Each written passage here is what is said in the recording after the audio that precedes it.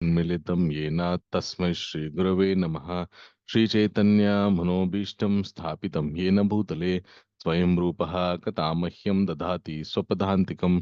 वन्देऽहं श्रीगुरोः श्रीयुतपदकमलां श्रीगुरून् वैष्णवांश्च श्रीरूपं सागरजातं सागरा रघुनाथान्वितं तं सजीवं साद्वैतं सावधूतं परिजनासहितं कृष्णचैतन्यदेवं श्रीराधा कृष्णपादसहगणललिता श्रीविशाखान्वितांश्च नमो विष्णुपादाय कृष्णपृष्ठाय भूतले श्रीमते भक्तिवेदांता स्वामी निति नामिने नमस्ते सारस्वते देवे गौरवाणी प्रचारिणे निर्विशेषा शून्यवादी पाश्चात्य देशतारिणे नमो महावदन्याय कृष्ण प्रेम प्रदायते कृष्णाय कृष्ण चैतन्य नामिने गौरतुसे नमः। हे कृष्णा करुणा सिंधो दीनबंधो जगतपते गोपेशा गोपिका कांता राधा कांता नमोस्तुते तप्त कांचन गौरांगे राधे वृंदावनेश्वरी वृषभानुसुते देवी प्रणमामि हरिप्रिये वाञ्छाकल्पतरोभयश्च कृपा सिन्धुभ्य एव च पतितानां पावनेभ्यो वैष्णवेभ्यो नमो नमः। जय श्री कृष्ण चैतन्य प्रभु नित्यानंद श्री अद्वैत गदाधर श्रीवासादि गौर भक्तवृंदा हरे कृष्णा कृष्ण कृष्णा हरे हरे हरे रामा राम राम हरे हरे। जय जय श्री चैतन्य जय नित्यानंद जय अद्वैत चंद्र जय गौर भक्त वृंदा। ओम नमो भगवते वासुदेवाय। ओम नमो भगवते वासुदेवाय। ओम नमो भगवते वासुदेवाय। नारायणं नमस्कृत्य नरं चैव नरोत्तमं देवीं सरस्वतीं व्यासं ततो जयमुदीरयेत्। मूकं करोति वाचालं पंगुं लंघयते गिरिं यत्कृपातमहं वन्दे श्रीगुरुं दीनतारणं परमानन्दमाधवं श्रीचैतन्य ఈశ్వరం। హరే కృష్ణ అందరికీ స్వాగతం అండి ఈరోజు సెషన్లోకి। ఈరోజు మనము భగవద్గీతలోని సప్తమోధ్యాయం జ్ఞాన విజ్ఞాన యోగాన్ని చర్చించుకోబోతున్నాం। నిన్న మనం షష్టమోధ్యాయ ధ్యాన యోగాన్ని చర్చించుకున్నాం। సో ఈ ధ్యాన యోగం యొక్క విశిష్టత, ధ్యాన యోగంలో అష్టాంగ యోగ యొక్క ప్రాముఖ్యత, అలాగే ఎందు గురించి అష్టాంగ యోగ చేయాలనే ఇత్యాది ముఖ్యమైనటువంటి విషయాలు తెలుసుకున్నాం। ఈరోజు అద్భుతమైనటువంటి సప్తమోధ్యాయాన్ని మనం చర్చించుకోబోతున్నాం। సో ఈ అధ్యాయం యొక్క గొప్పతనాన్ని పరమశివుడు పార్వతీదేవితో చెప్తున్నారనమాట। దేవి ఆ, ప్రతిష్టానపురం అనే ఒక గ్రామంలో శంఖకర్ణుడు అనే ఒక బ్రాహ్మణుడు ఉండేవాడు। ఈ బ్రాహ్మణుడు తన బ్రాహ్మణ వృత్తి వదిలిపెట్టి ఆ, వైశ్య వృత్తి అంటే వ్యాపార వృత్తి చేపట్టి అనేక వ్యాపారాలు చేస్తూ చాలా డబ్బు సంపార్జన చేశాడు। డబ్బు సంపార్జన చేస్తూ రాజుకి అలాగే రాజ్యాధికారులకి అందరికీ కూడా చక్కటి విందులు అవి ఏర్పాటు చేస్తూ ఉండేవాడు। కానీ ఎన్నడూ కూడా తన పితరు దేవతలకి మాత్రం ఇతను తర్పణాలు వదిలిపెట్టేవాడు కాదు।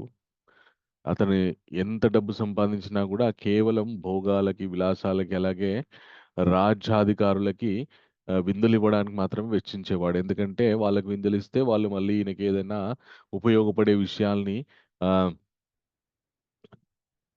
ఇక వ్యాపారంలో ఏదైనా ఉపయోగపడే రకంగా వాళ్ళు ఈయనకి చెప్పు చేతుల్లో ఉంటారని చెప్పి వాళ్ళకి విందులు ఇస్తూ ఉండేవాడు। అలాగే ఇతను చాలా కాలం బ్రతుకుతూ ఉన్న తర్వాత ఏం జరిగిందంటే ఇతనికి డబ్బు ఎక్కువైపోయింది, ఇంకా భోగాలు కూడా ఎక్కువైపోయాయి। ఆల్రెడీ మూ 3 సార్లు పెళ్లి చేసుకున్నా కూడా ఇంకొకసారి పెళ్లి చేసుకోవాలని, ఇంకో కన్యను పెళ్లి చేసుకోవాలని ఆయన నిశ్చయించుకున్నాడు। అతను 4వ పెళ్లికి పెళ్లి చేసుకోవడానికి తన మంది మార్బలం బంధువులు అలాగే తన పిల్లలతో సహా ఆ, ప్రయాణమై ఉన్నాడనమాట తన ప్రతిష్టానపురం నుంచి ఇంకా వేరే గ్రామానికి।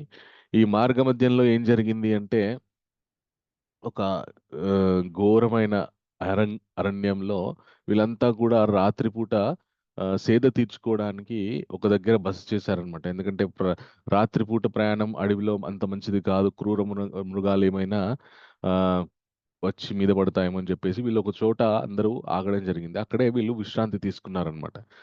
ఎక్కడి నుండి వచ్చిందో కానీ ఒక కాలసర్పం వచ్చి ఈ శంఖకర్ణుణ్ణి చేతి మీద కాటు వేయడం జరిగింది। అది కాటు వేయగానే ఇతను బాగా అరుస్తూ నిద్రలేచాడు। ఈయన నిద్రలేవడం చూసి, ఈయన అరుపు చూసి అందరూ కూడా నిద్ర ఉండి మెలుకువ "ఏమైంది? ఏమైంది?" అని అన్నారు. అప్పుడు ఈయనన్నాడు, "నన్ను ఏదో పాము కరిచింది" అని అందరితో చెప్పాడు. అందరూ కూడా ఎంతో ప్రయత్నం చేశారు. ఏవో ఆకులు అవి ఇవి తెచ్చి పసరుపిండి ఏదో మంత్రం అని అదని ఏది పని చేయలేదు. ఏది పని చేయలేదు క్షమించాలి. ఏది పని చేయలేదు. ఇతని యొక్క ప్రాణము పోయింది. వాయువులో కలిసిపోయింది. అయితే ఎప్పుడైతే ఇతను ప్రాణం వదిలిపెట్టాడో, ఇతని జీవితంలో ఎన్నడూ కూడా పితృదేవతలకి శ్రాద్ధ కర్మలు పెట్టని కారణం చేత డబ్బు మీద తీవ్రమైన వ్యామోహంతోటి మరణించాడు కాబట్టి ఇతడు పాముగా జన్మించడం జరిగింది. అయితే పాముగా జన్మించినా గూడా ఇతని పూర్వజన్మ స్మృతి పోలేదు. ఆ పాము జన్మలో ఉంటూ ఆయన ఏం ఆలోచించాడంటే, నేను గత జన్మలో చాలా డబ్బుని సంపాదించాను. కోట్ల కొలది బంగారం, డబ్బు సంపాదించాను. అవన్నీ గూడా నా బిడ్డలకు గూడా తెలియకుండా నా ఇంటి ఆవరణలోనే దాచిపెట్టడం జరిగింది. ఇప్పుడు వాటిని నేనే కాపాడాలి అనే ఉద్దేశ్యంతో ఇతను పాము రూపంలో ఉన్నా గూడా తన పూర్వం మనిషి రూపంలో ఉన్నప్పుడు ఎక్కడైతే ఉన్నాడో ఆ ఇంటికెళ్ళి, ఆ ఇంటి ఆవరణలో ఎక్కడైతే ఈయన డబ్బు సంపాదించాడో అక్కడే ఉండడం కొనసాగించాడు పాము రూపకంగా. ఒకరోజు ఏమైందంటే ఇతనికి ముగ్గురు కుమారులు. వాళ్ళకి కలలో, స్వప్నంలో ఇతను ఆహ్, షా సాక్షాత్కరించి వాళ్ళందరికి చెప్తాడనమాట. నాయనా నేను బ్రతికున్నప్పుడు చాలా డబ్బు సంపాదించానురా. తర్వాత చనిపోయిన తర్వాత నేను పాముగా పుట్టడం జరిగింది అని చెప్పి స్వప్నంలో వచ్చి చెప్పడం జరుగుతుంది. ఆహ్, ఆ డబ్బు కూడా అంతా కూడా ఒక చోట దాచిపెట్టాను. అదంతా మీకివ్వాలనుకుంటున్నాను. ఇవన్నీ విషయాలు చెప్పారు. కానీ ఈ ముగ్గురు కుమారుల్లో ఒక మధ్య అంటే రెండో కుమారుడు తప్ప మిగతా ఇద్దరు కూడా అది పెద్ద స్వప్నం అనుకోని దాన్ని పెద్దగా వాళ్ళు సీరియస్ తీసుకోలేదనమాట. ఈ రెండో కుమారుడు మాత్రం ఏదో ఉంది ఎందుకిలా స్వప్నం కలొచ్చిందని జెప్పి ఒకరోజు రాత్రి ఈ రెండో కుమారుడు పెద్ద పార తీసుకొని, భూమి తవ్వే పార తీసుకొని ఇంటి ఆవరణలో ఉన్నటువంటి ఒక పుట్ట దగ్గరికి వెళ్ళి ఆహ్, అతనికి తెలియదు ఎక్కడుందో డబ్బు అని. వాళ్ళ నాన్న సంపాదించి పెట్టింది. కానీ బహుశా పాము రూపకంగా వచ్చి సంపదన కాపాడుతున్నానని చెప్పాడు కాబట్టి, ఈ పుట్ట లోపల ఉందేమో అని చెప్పి ఆ పుట్టని తవ్వడం మొదలుపెట్టాడు. వెంటనే ఆ పుట్టలో నుంచి బుసలు కొడుతూ ఒక భయంకరమైనటువంటి సర్పము బయటకొచ్చింది. బయటకొచ్చి "ఓరి ఎవర్రా నువ్వు? నా పుట్టనెందుకు ఆహ్, కూల తవ్వేస్తున్నావు" అని చెప్పి అతని మీదికి అరవడం జరిగింది. ఇతను ఆశ్చర్యపోయి, "నాన్నగారు నేనండి మీ రెండో కుమారుడిని నిన్న నిన్న మీరు స్వప్నంలోకొచ్చి, కలలోకొచ్చి చెప్పారు గదా! ఇలాగ డబ్బు సంపాదించాను. అదంతా కూడా దాచిపెట్టాను. మీరు కాపాడుతున్నారని చెప్పారు గదా! ఆ డబ్బుని నేను తీసుకుందామని వచ్చానంటే" అప్పుడు ఈ పాము రూపంలో ఉన్నటువంటి శంఖకర్ణుడు ఈ రెండో కుమారుడిని అతని పేరు శివ అన్నమాట. అతన్ని గుర్తుపట్టి, "ఒరేయ్ నాయనా! నువ్వు నేను సంపాదించినటువంటి డబ్బు తీసుకునే కంటే ముందు నాకు ఒక గొప్ప ఉపయోగాన్ని నువ్వు చేసి పెట్టాలిరా" అంటాడనమాట. "ఏంటి నాన్నగారు" అంటే, "ఒరేయ్ నేను ఈ పాము శరీరంలో ఉండలేకపోతున్నానురా. నాకు మనిషి జన్మలో ఉన్నప్పుడు ఉన్నటువంటి స్మృతి నాకింకా ఉంది. కాబట్టి మనిషి జన్మ ఉన్నప్పుడు ఎంత విలాసవంతమైనటువంటి జీవితం, అలాగే ఎంత సౌకర్యంగా ఉంటుంది అవన్నీ గుర్తుకొచ్చి ఈ పాము శరీరంలో నేను ఉండలేకపోతున్నాను. నన్ను పాము శరీరంలో నుండి ముక్తి పొందే విధంగా నాకు ఉపయోగకరమైనటువంటి విషయం ఏదైనా చేయరా అంటాడనమాట. అప్పుడు అనగానే తన కుమారుడు శివ అడుగుతాడు, "నాన్నగారు మీరే చెప్పండి. మిమ్మల్ని ఈ పాము శరీరం నుండి విముక్తి పొందించడానికి నేను చేయవలసినటువంటి కర్తవ్యం ఏంటో మీరే నాకు చెప్పండి. నేను ఆ విధంగా చేస్తానని" అంటాడనమాట. అనగానే "ఒరేయ్ నాయనా నువ్వు వెంటనే చక్కటి చాలా శాస్త్రోక్తంగా నాకు శ్రాద్ధ కర్మలు నిర్వహించు. శ్రాద్ధ కర్మలు నిర్వహించి, అలాగే బ్రాహ్మణులకు భోజనం పెట్టు. నా పేరు మీద దానాలు చెయ్యి. అలాగే శ్రాద్ధ కర్మలు నిర్వహించేటప్పుడు భగవద్గీతలోని సప్తమోధ్యాయమైనటువంటి జ్ఞాన, విజ్ఞాన యోగాన్ని నువ్వు పారాయణ చేయరా. అది మాత్రమే నన్ను ఈ పాము శరీరంలో నుండి విముక్తి పొందిస్తుంది. కాబట్టి నువ్వు అవన్నీ చెయ్యు అని చెప్పి ఈ తన రెండో కుమారుడికి చెప్తాడు.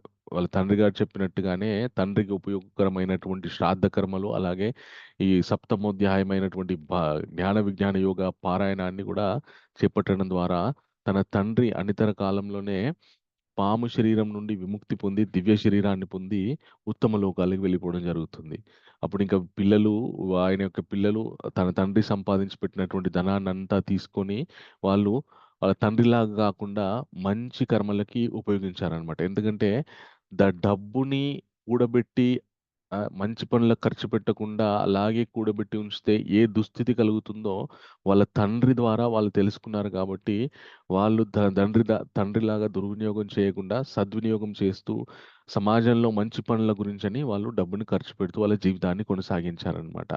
ఇది ఈ సప్తమోధ్యాయం యొక్క గొప్పతనం. అంటే ఒక మనిషి ఆహ్, తీవ్రమైనటువంటి ధన వ్యామోహంతోని శరీరాన్ని వదిలిపెడితే ఆహ్, ఏ విధమైనటువంటి జన్మ పొందుతారో అది మనం ఈ అధ్యాయం ద్వారా ఈ యొక్క కథ ద్వారా, ఈ చరిత్ర ద్వారా తెలుసుకోవచ్చు.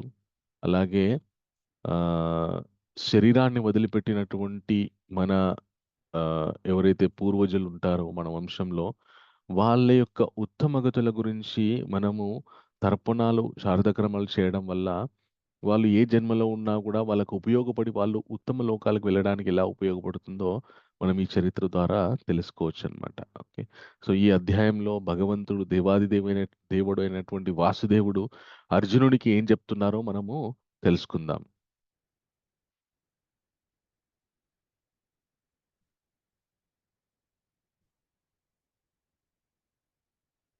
చిన్నటి అధ్యాయంలో మనము ఏమేమి నేర్చుకున్నామో ఎవరైనా చెప్పడానికి ప్రయత్నం చేస్తారా?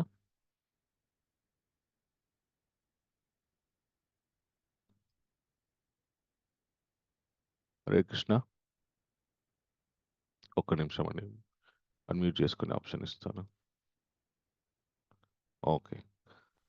నిన్నటి అధ్యాయం యోగా ఎలా చేయాలి, ఓకే. యోగాలో బాడీలో ఏమేమి చక్రాలు ఉంటాయి, వేటిని ఎట్లా యాక్టివ్ చేస్తాము, ఒకవేళ యోగా సాధన చేయలేకపోతే దాన్ని భక్తితో సాధించవచ్చు.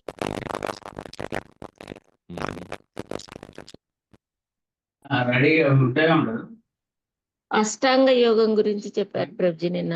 ఓకే. ఓకే. ఇంకా ఇంకొక ముఖ్యమైనటువంటి విషయాన్ని కూడా చర్చించుకున్నాం.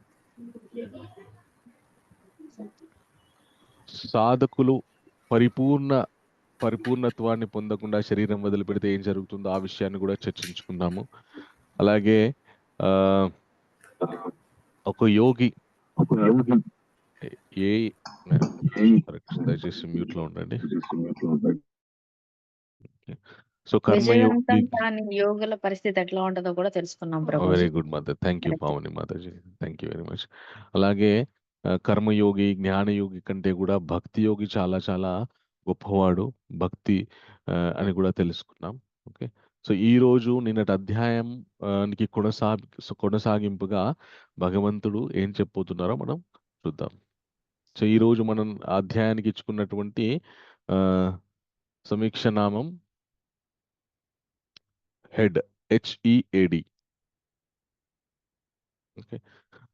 సో ఇది ఈ అధ్యాయము భక్తి యోగానికి తలమానికం లాంటిదన్నమాట. ఓకే. సో ఇక్కడి నుండి 12వ అధ్యాయం వరకు భక్తి యోగాని ప్రతిపాదిస్తున్నటువంటి విషయాలు మనం చూడబోతున్నాం. సో ఈ అంశాల్ని దయచేసి ఎవరైతే ఇంతవరకు చదవలేదో వాళ్ళు మాత్రమే హ్యాండ్ రైజ్ చేసి పెట్టండి. అండ్ హ్యాండ్ రైజ్ చేసి పెట్టిన వాళ్ళు దయచేసి వీడియో ఆన్ చేసి పెట్టుకోండి. ఎందుకంటే మీరు అలర్ట్‌గా ఉన్నారా లేదా చూసి నేను అవకాశం ఇవ్వడానికి ఉంటుంది. ఎందుకంటే కొందరు హ్యాండ్ రైజ్ చేసి పెడుతున్నారు గానీ వినట్లేదు. దానివల్ల పిలిచి సమయం వేస్ట్ అవుతుంది. Okay. Okay. So Yashoda Mataji ఇందాక మాతాజీ నాకు అవకాశం రాదని చెప్పారు. యశోద మాతాజీ ఈ స్లైడ్ మొత్తం చదవండి. ఇందులో ఏమేమి అంశాలు ఉన్నాయో. సారాంశం ప్రభుజీ. శ్రవణం ప్రభుజీ. శ్రవణం. ఓకే. ఇంకా ప్రతి చోట అండ్ సారము ప్రభుజీ. అంగీకారము లేదా తిరస్కారం ప్రభుజీ. దేవి దేవతలు. Thank you Prabhuji. Welcome Mataji. Hare Krishna. So శ్రవణం యొక్క గొప్పతనాన్ని, అలాగే భగవంతుడి యొక్క ఉనికి ప్రతి చోట ఎలా ఉంటుంది అనే విషయాల్ని, అలాగే ఎవరు భగవంతుణ్ణి అంగీకరిస్తారు, ఎవరు భగవంతుని తిరస్కరిస్తారు, ఆ విషయాన్ని గురించి కూడా చర్చించుకోబోతున్నాం. అలాగే వివిధ దేవత ఆరాధన వల్ల ఏం జరుగుతుంది అనే విషయాన్ని కూడా మనం ఈరోజు తెలుసుకోబోతున్నాం. సో మొట్టమొదట శ్రవణం గురించి మనం తెలుసుకోబోతున్నాం. 1 నుండి 3 శ్లోకం వరకు శ్రవణం గురించిన విశేషాలు ఉంటాయన్నమాట. ఓకే. ఈ స్లైడ్ ఎవరు చదువుతారు? తెలుగు PVL సన్యాసమ్మ మాతాజీ మీరు చదవండి. హరే కృష్ణ. హరే కృష్ణ మాతాజీ. ప్రణామం. శ్రవణం పట్ల శ్రీకృష్ణుని సందేశం. ధ్యానించే ముందు ఆయన గురించి శ్రవణం చేయాలి. తన గురించి తనే జ్ఞానాన్ని వెల్లడిస్తున్నారు. ఇది అరుదైన జ్ఞానం. హరే అది కృష్ణ. హరే కృష్ణ. సో మనము ఎవరైనా ఒక వ్యక్తికి అభిమానులు అవ్వాలంటే, ఒక సినిమా హీరోకి మనం అభిమానులు అవ్వాలన్నా, ఒక రాజకీయవేత్తకి మనం అభిమానులు అవ్వాలన్నా కూడా, అంటే వారి మీద అభిమానం మనకు పెరగాలన్నా కూడా, ముందుగా వాళ్ళ గురించి మనం వింటాం. ఓ ఆయన అంత గొప్పండి, ఆయన ఇన్ని గొప్ప హిట్ సినిమాలు చేశాడని, ఇంత బాగా ఫైట్లు చేస్తాడని, ఇంత బాగా డ్యాన్సులు చేస్తాడని చెప్పేసి విన్న తర్వాత, అప్పుడు మనకున్నటువంటి అభిరుచుల్లో ఏదైనా ఆయన చక్కగా నిర్వర్తిస్తున్నాడు అనుకోండి, అప్పుడు మనకు ఆయన మీద కొంచెం కొంచెం అభిమానం పెరుగుతుందన్నమాట. అలాగే భగవంతుని మీద కూడా మనకి అభిమానం, భక్తి పెరగాలంటే ముందుగా ఆయన గురించిన విశేషమైనటువంటి శక్తుల గురించి, ఆయన ఎలా మనల్ని పోషిస్తున్నారు, సృష్టిస్తున్నారు, ఎలాగ మనకి దగ్గరలో, అతి దగ్గరలో ఉన్నారు, ఇత్యాది విషయాల్ని గనక మనం తెలుసుకుంటే, అప్పుడు క్రమక్రమంగా ఆ స్వామి మీద మనకి భక్తి పెరుగుతుందన్నమాట. ఆ భక్తి పెరిగితే మనకి జీవితం తరించిపోతుంది. ఓకే. సో ఈ అధ్యాయంలో మొట్టమొదట భగవంతుడు ఏమంటారంటే, మయాసక్తః మనః పార్థ యోగం యుంజన్మదాశ్రయః అసంశయం సమగ్రం మాం యథా జ్ఞాస్యసి తక్షృణు. సో ఈ అనువాదాన్ని మనకి భారతి వేమసాని మాతాజీ చదివి వినిపిస్తారు.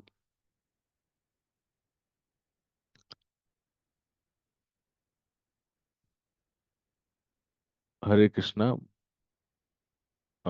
ఓకే, మాతాజీ బిజీ ఉన్నట్టున్నారు. రష్మిత మాతాజీ మీరు చదవండి. నేను చదవాలమ్మా ప్రభుజీ. ఒక్క నిమిషం, అది నేను ఎవరిని పిలుస్తానో దయచేసి వాళ్ళు చదవండి. రష్మిత మాతాజీ మీరు చదవండి అనువాదాన్ని. హరే కృష్ణ. హరే ఓ కృష్ణ. కృష్ణ శ్రీకృష్ణ భగవానుడు పలికను, ఓ పార్థ, మనసును నాయందే సంలగ్నము చేసి నా సంపూర్ణ భావనలో యోగం అభ్యసించుట ద్వారా నీవు నిస్సందేహముగా నన్నెట్లు సమగ్రముగా మెరుగగలవో ఇప్పుడు వినుము. ఓకే. సో స్వామి ఏమంటున్నారు?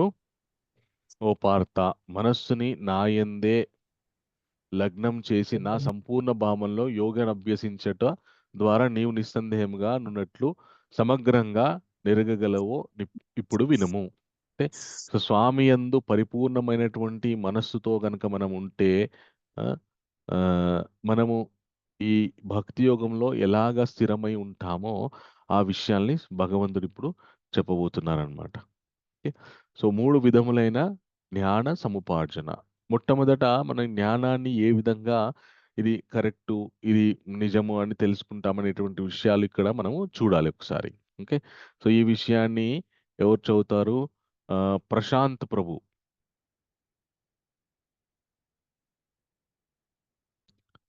హరే కృష్ణ. ప్రశాంత్ ప్రభు ఉన్నారా? ఓకే. శ్రావణి మాతాజీ మీరు చదవండి.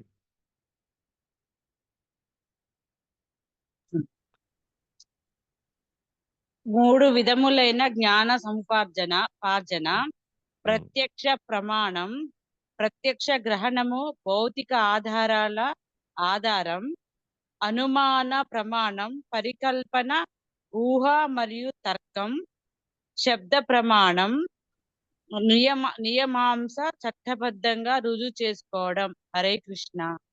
హరే కృష్ణ. సో మనం ఏదైనా విషయాన్ని గనక మనము అర్థం చేసుకోవాలి, ఆ విషయం మీద అవగాహన పెంచుకోవాలంటే మొట్టమొదటి 3 విధాలుగా దాన్ని అవగాహన చేసుకోవచ్చు. ఒకటి ప్రత్యక్ష ప్రమాణం. అంటే మనం ప్రత్యక్షంగా మన కంటితోటి ఆ విషయాన్ని చూస్తే ఇది నిజము అని నమ్మవచ్చు. రెండవది అనుమాన ప్రమాణము.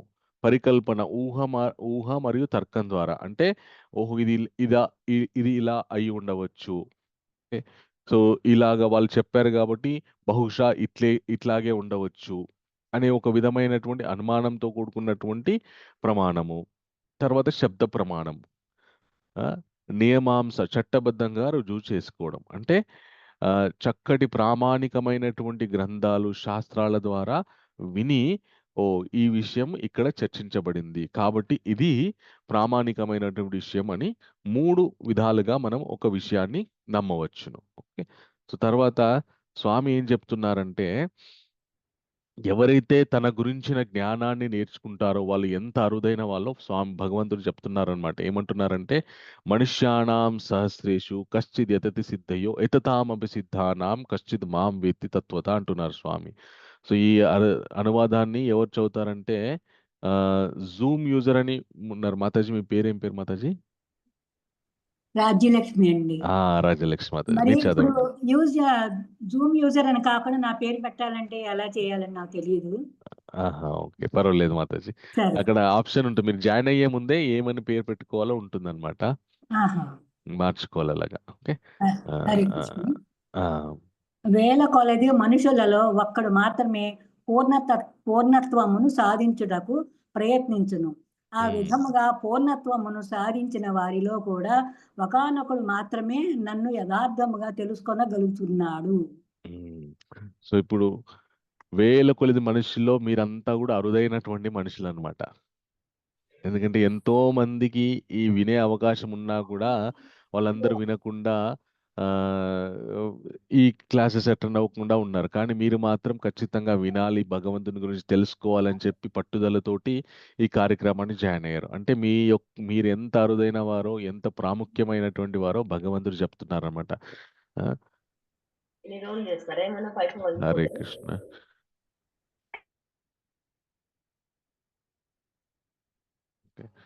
సో ప్రతి చోట భగవంతుడు, ప్రతి చోట అండ్ సారం. ఓకే. సో భగవంతుడు ప్రతి చోట ఎలా ఉన్నాడు, ఆ విషయాన్ని మనం ఇప్పుడు తెలుసుకోబోతున్నాం అనమాట. ఓకే. ఈ స్లైడ్ ఎవరు చదువుతారో? అనురాధ మాతాజీ మీరు చదవండి. హరే కృష్ణ ప్రభుజీ. హరే కృష్ణ మాతాజీ. సర్వాంతర్యామి అండ్ సారం, జీవము మరియు జడముల యొక్క మూలాధారం, ప్రకృతి, జీవ, ఈశ్వర, శ్రీకృష్ణుడే సమస్తానికి కారణభూతుడు. హరే కృష్ణ ప్రభు.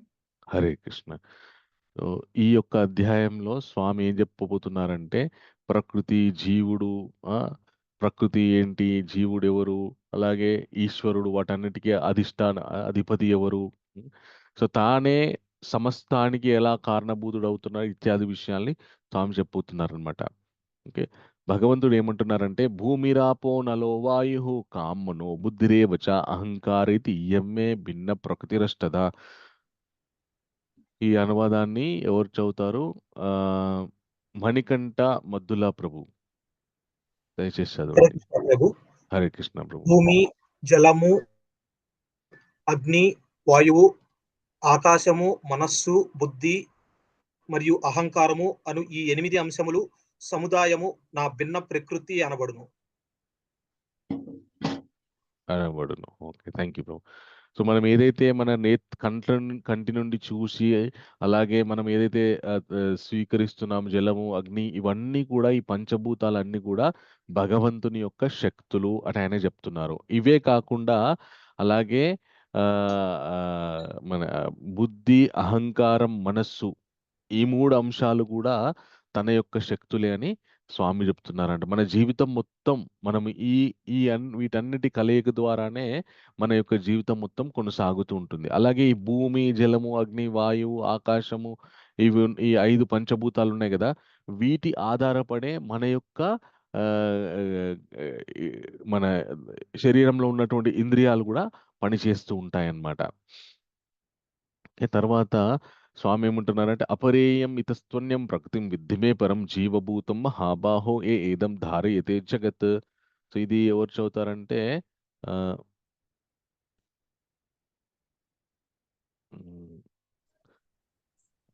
గౌతమి మాతాజీ మీరు చదవండి మాతాజీ. హరే కృష్ణ ప్రభు. హరే కృష్ణ మాతాజీ.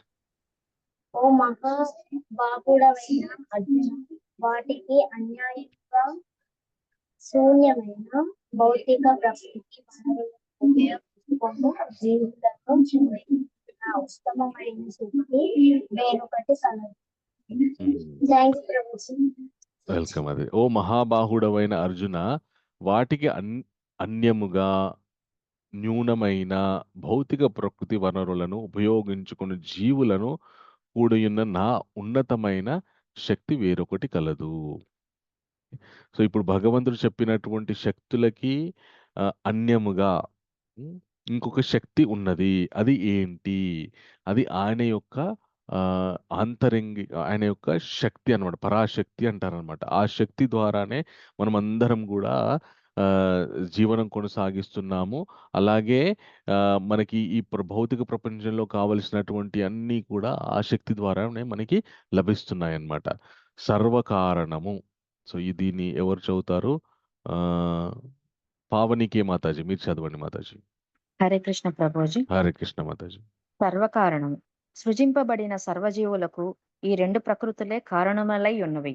ఈ జగత్తునందలి భౌతికమును ఆధ్యాత్మికమును అగు సర్వమునకు మూలమును మరియు ప్రళయమును నేనే అని నిశ్చయముగా నెరుగుము. హరే కృష్ణ ప్రభుజీ. హరే కృష్ణ మాతాజీ. సో, ముందు భగవంతుడు 8 అంశాలను చెప్పారు. ఓకే. భూమిరాపో నలో వాయు కామనో బుద్ధిరేవచ అహంకారితీయమే భిన్న ప్రకృతిరష్టత. భూమి, ఆపు అంటే భూమి, జలము, ఆకాశము, మనస్సు, బుద్ధి, అహంకారాలు ఇవన్నీ నా శక్తులే అని చెప్పారు భగవంతుడు. ఆయనే శక్తులే అని చెప్పారు.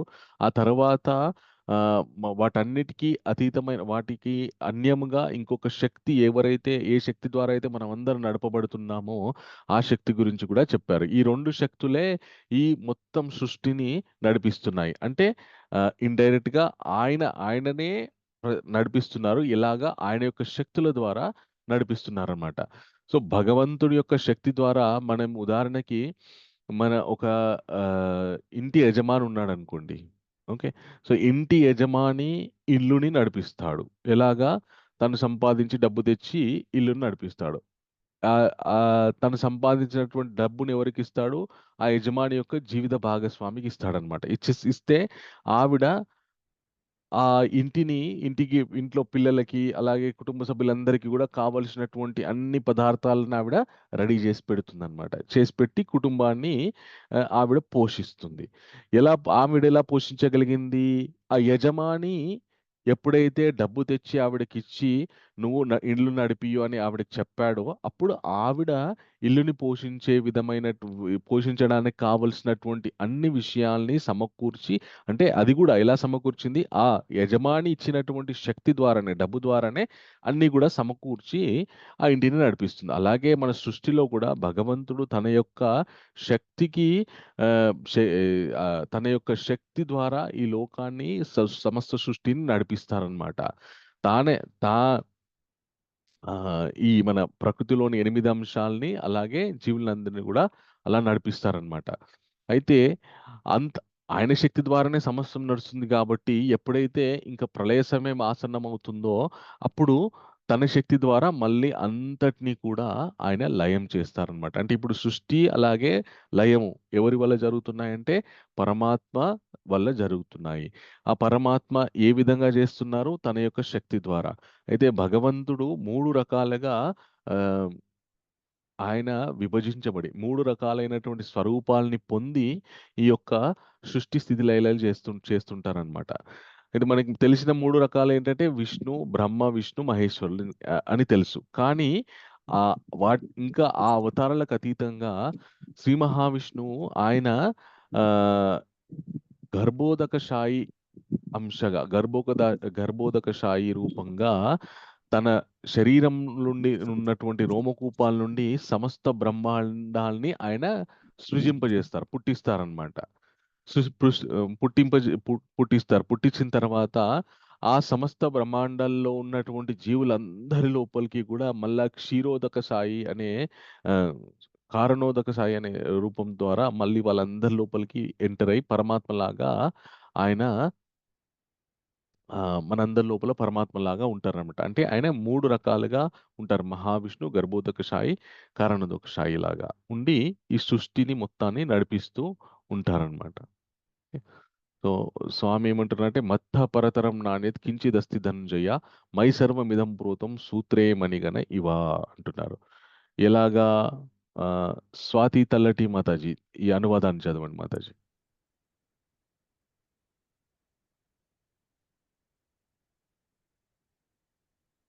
హరే కృష్ణ.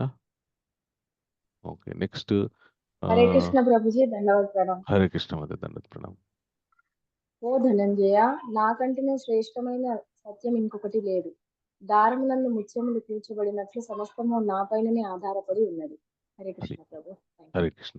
సో సమస్త సృష్టి మొత్తం భగవంతుని మీద ఆధారపడి ఉంది. సృష్టి మీద ఆయన ఆధారపడలేదు, మనము ఆయన మీద ఆధారపడి ఉన్నాం. ఎలాగైతే ముత్యాలు ఒక సన్నటి దారం మీద ఎలాగైతే పేర్చబడి ఉంటాయో, ఆ దారం లేకపోతే ఆ ముత్యాలన్నీ కూడా రాలిపోతాయి.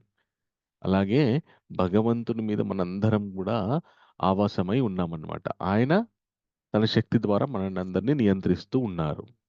ఓకే. సో భగవంతుడు అన్నిటి సారము. ఆయన గీతలో ఏం చెప్తారంటే, రసోహమపసు కౌంతేయ ప్రభాస్మి శిశూర్య ప్రణవ సర్వవేదే శబ్దకేహే పురుషం రసు.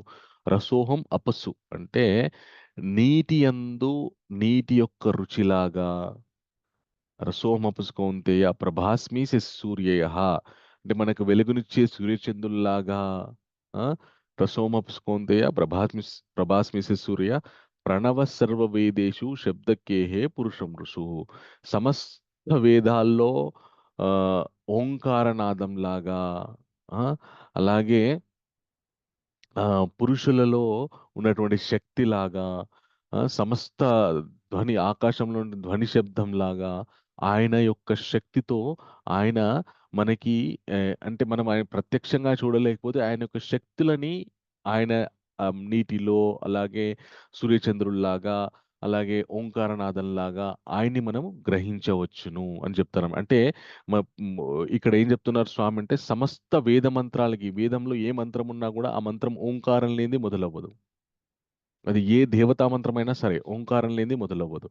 అంటే ఎక్కడి నుండి మొదలవుతున్నాయి అన్ని కూడా ఓంకారం నుండి మొదలవుతున్నాయి. ఓంకారం ఎవరని చెప్తున్నారు? ప్రణవ సర్వ వేదేషు అంటున్నారు. అంటే వేదాల్లో ఉన్నటువంటి ఆ ఓంకారాన్ని నేను, అంటే నా నుండే సమస్త మంత్రాలు మొదలయ్యాయి అని స్వామి చెప్తున్నారు. అలాగే ఆ, నీటిలో ఉన్నటువంటి ఆ రుచి, రసేంద్రియం ఏదైతే ఉందో, రసం, ఆ ఆ నీటికి ఉన్నటువంటి రుచి స్వామి, నీరు లేనిది మన జీవనం అనేది కొనసాగదు. అలాగే మనకి సరైనటువంటి కాంతి లేనిది, సూర్యచంద్రుల కాంతి లేనిది మనకి అసలు మన చీకట్లో, అంధకారంలో ఉండిపోతాం. సో మన జీవనానికి అతి ముఖ్యమైనటువంటి, అలాగే మన జ్ఞానానికి అతి ముఖ్యమైనటువంటి విషయాలన్నీ కూడా ఆయన ద్వారానే మొదలవుతున్నాయి అని స్వామి చెప్తున్నారనమాట. ఓకే. సో ఇక్కడ ఆ విషయాన్నే మనకి 7వ అధ్యాయం 8వ శ్లోకంలో చెప్పబడింది. ఈ చార్ట్ ఎవరు చదువుతారు? ఎం Srinivas and మంజురాణి Mataji. First Hare Krishna Prabhuji. Hare Krishna. First 3 అంశాలు చదవండి. ఏది ఎవరు, దేనిలో ఏది ఎవరు? రుచి జలము, వెలుగు సూర్య చంద్రాదులు, ఓం వైదిక మంత్రములలో. ఓకే. థ్యాంక్ యూ గురు. Welcome bro. Thank you very much. తర్వాత సామ్సంగ్ SMX510 అని పేరు పెట్టుకున్నారు ఎవరు?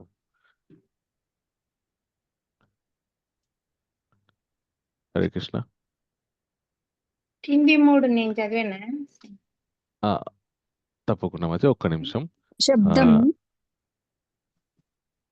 చదవండి. మీ పేరేంటి మాతాజీ? అర్చన. అర్చన మాతాజీ. Okay okay. సామ్సంగ్ అని పెట్టుకుంటే గుర్తుపట్టలేకపోయాను మాతాజీ. చదవండి మాతాజీ. 3 అంశాలు చదవండి. శబ్దము ఆకాశము, సామర్థ్యము మానవుడు, సువాసన భూమి. అలాగే స్వామి ఏం చెప్తారంటే, పుణ్యగంధ పృథివ్యాం చ తేజశాస్మి విభావసు తపశ్చాస్మి తపస్విసు అని కూడా చెప్తారనమాట. అంటే భూమిలో ఉన్నటువంటి ఆ చక్కటి సువాసన ఏదైతే ఉందో, పుణ్యగంధ పృథివ్యాం చ, ఆ భూమిలో ఉన్నటువంటి చక్కటి సువాసన ఏదైతే ఉందో అది కూడా ఆయనే అని చెప్తారు మనకి. ఓకే.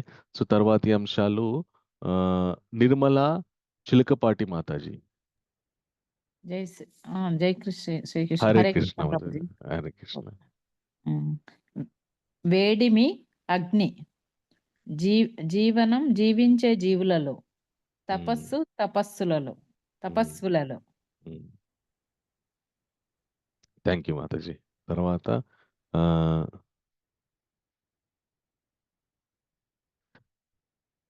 భారతి పెరుమాళ్ మాతాజీ. తర్వాతి అంశాలు చదవండి. హరే కృష్ణ ప్రభుజీ. హరే కృష్ణ మాతాజీ. తపస్సులలో,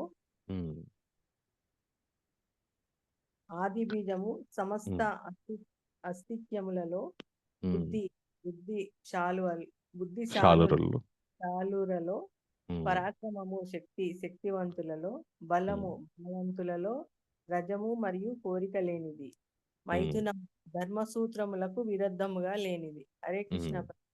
థ్యాంక్ యూ మాతాజీ. హరే కృష్ణ. స్వామి ఏం చెప్తున్నారంటే ఆ, బీజం మాం సర్వభూతానాం విద్ధి పార్థ సనాతనం బుద్ధిర్బుద్ధిమతామస్మి తేజస్వినామహం బలం బలవతాం చాహం కామరాగా వివర్జితం ధర్మ విరుద్ధో భూతేషు కామోస్మి భరతర్షవ అంటున్నారనమాట స్వామి. ఆయన ఏమంటున్నారు? ఆ, అన్ని ఈ సృష్టిలో ఉన్నటువంటి అన్ని విషయాలకి బీజాన్ని విత్తనాన్ని నేను. అలాగే బుద్ధిశాలి అందరికీ ఎంతో కొంత బుద్ధి ఉంది. ఆ బుద్ధి ఏదైతే ఉందో అది కూడా స్వామి. పరాక్రమ శక్తి మనందరిలో ఉన్నటువంటి శక్తి ఏదైతే ఉందో అది కూడా స్వామి యొక్క శక్తియే. అలాగే మనందరిలో ఉన్నటువంటి బలం ఏదైతే ఉందో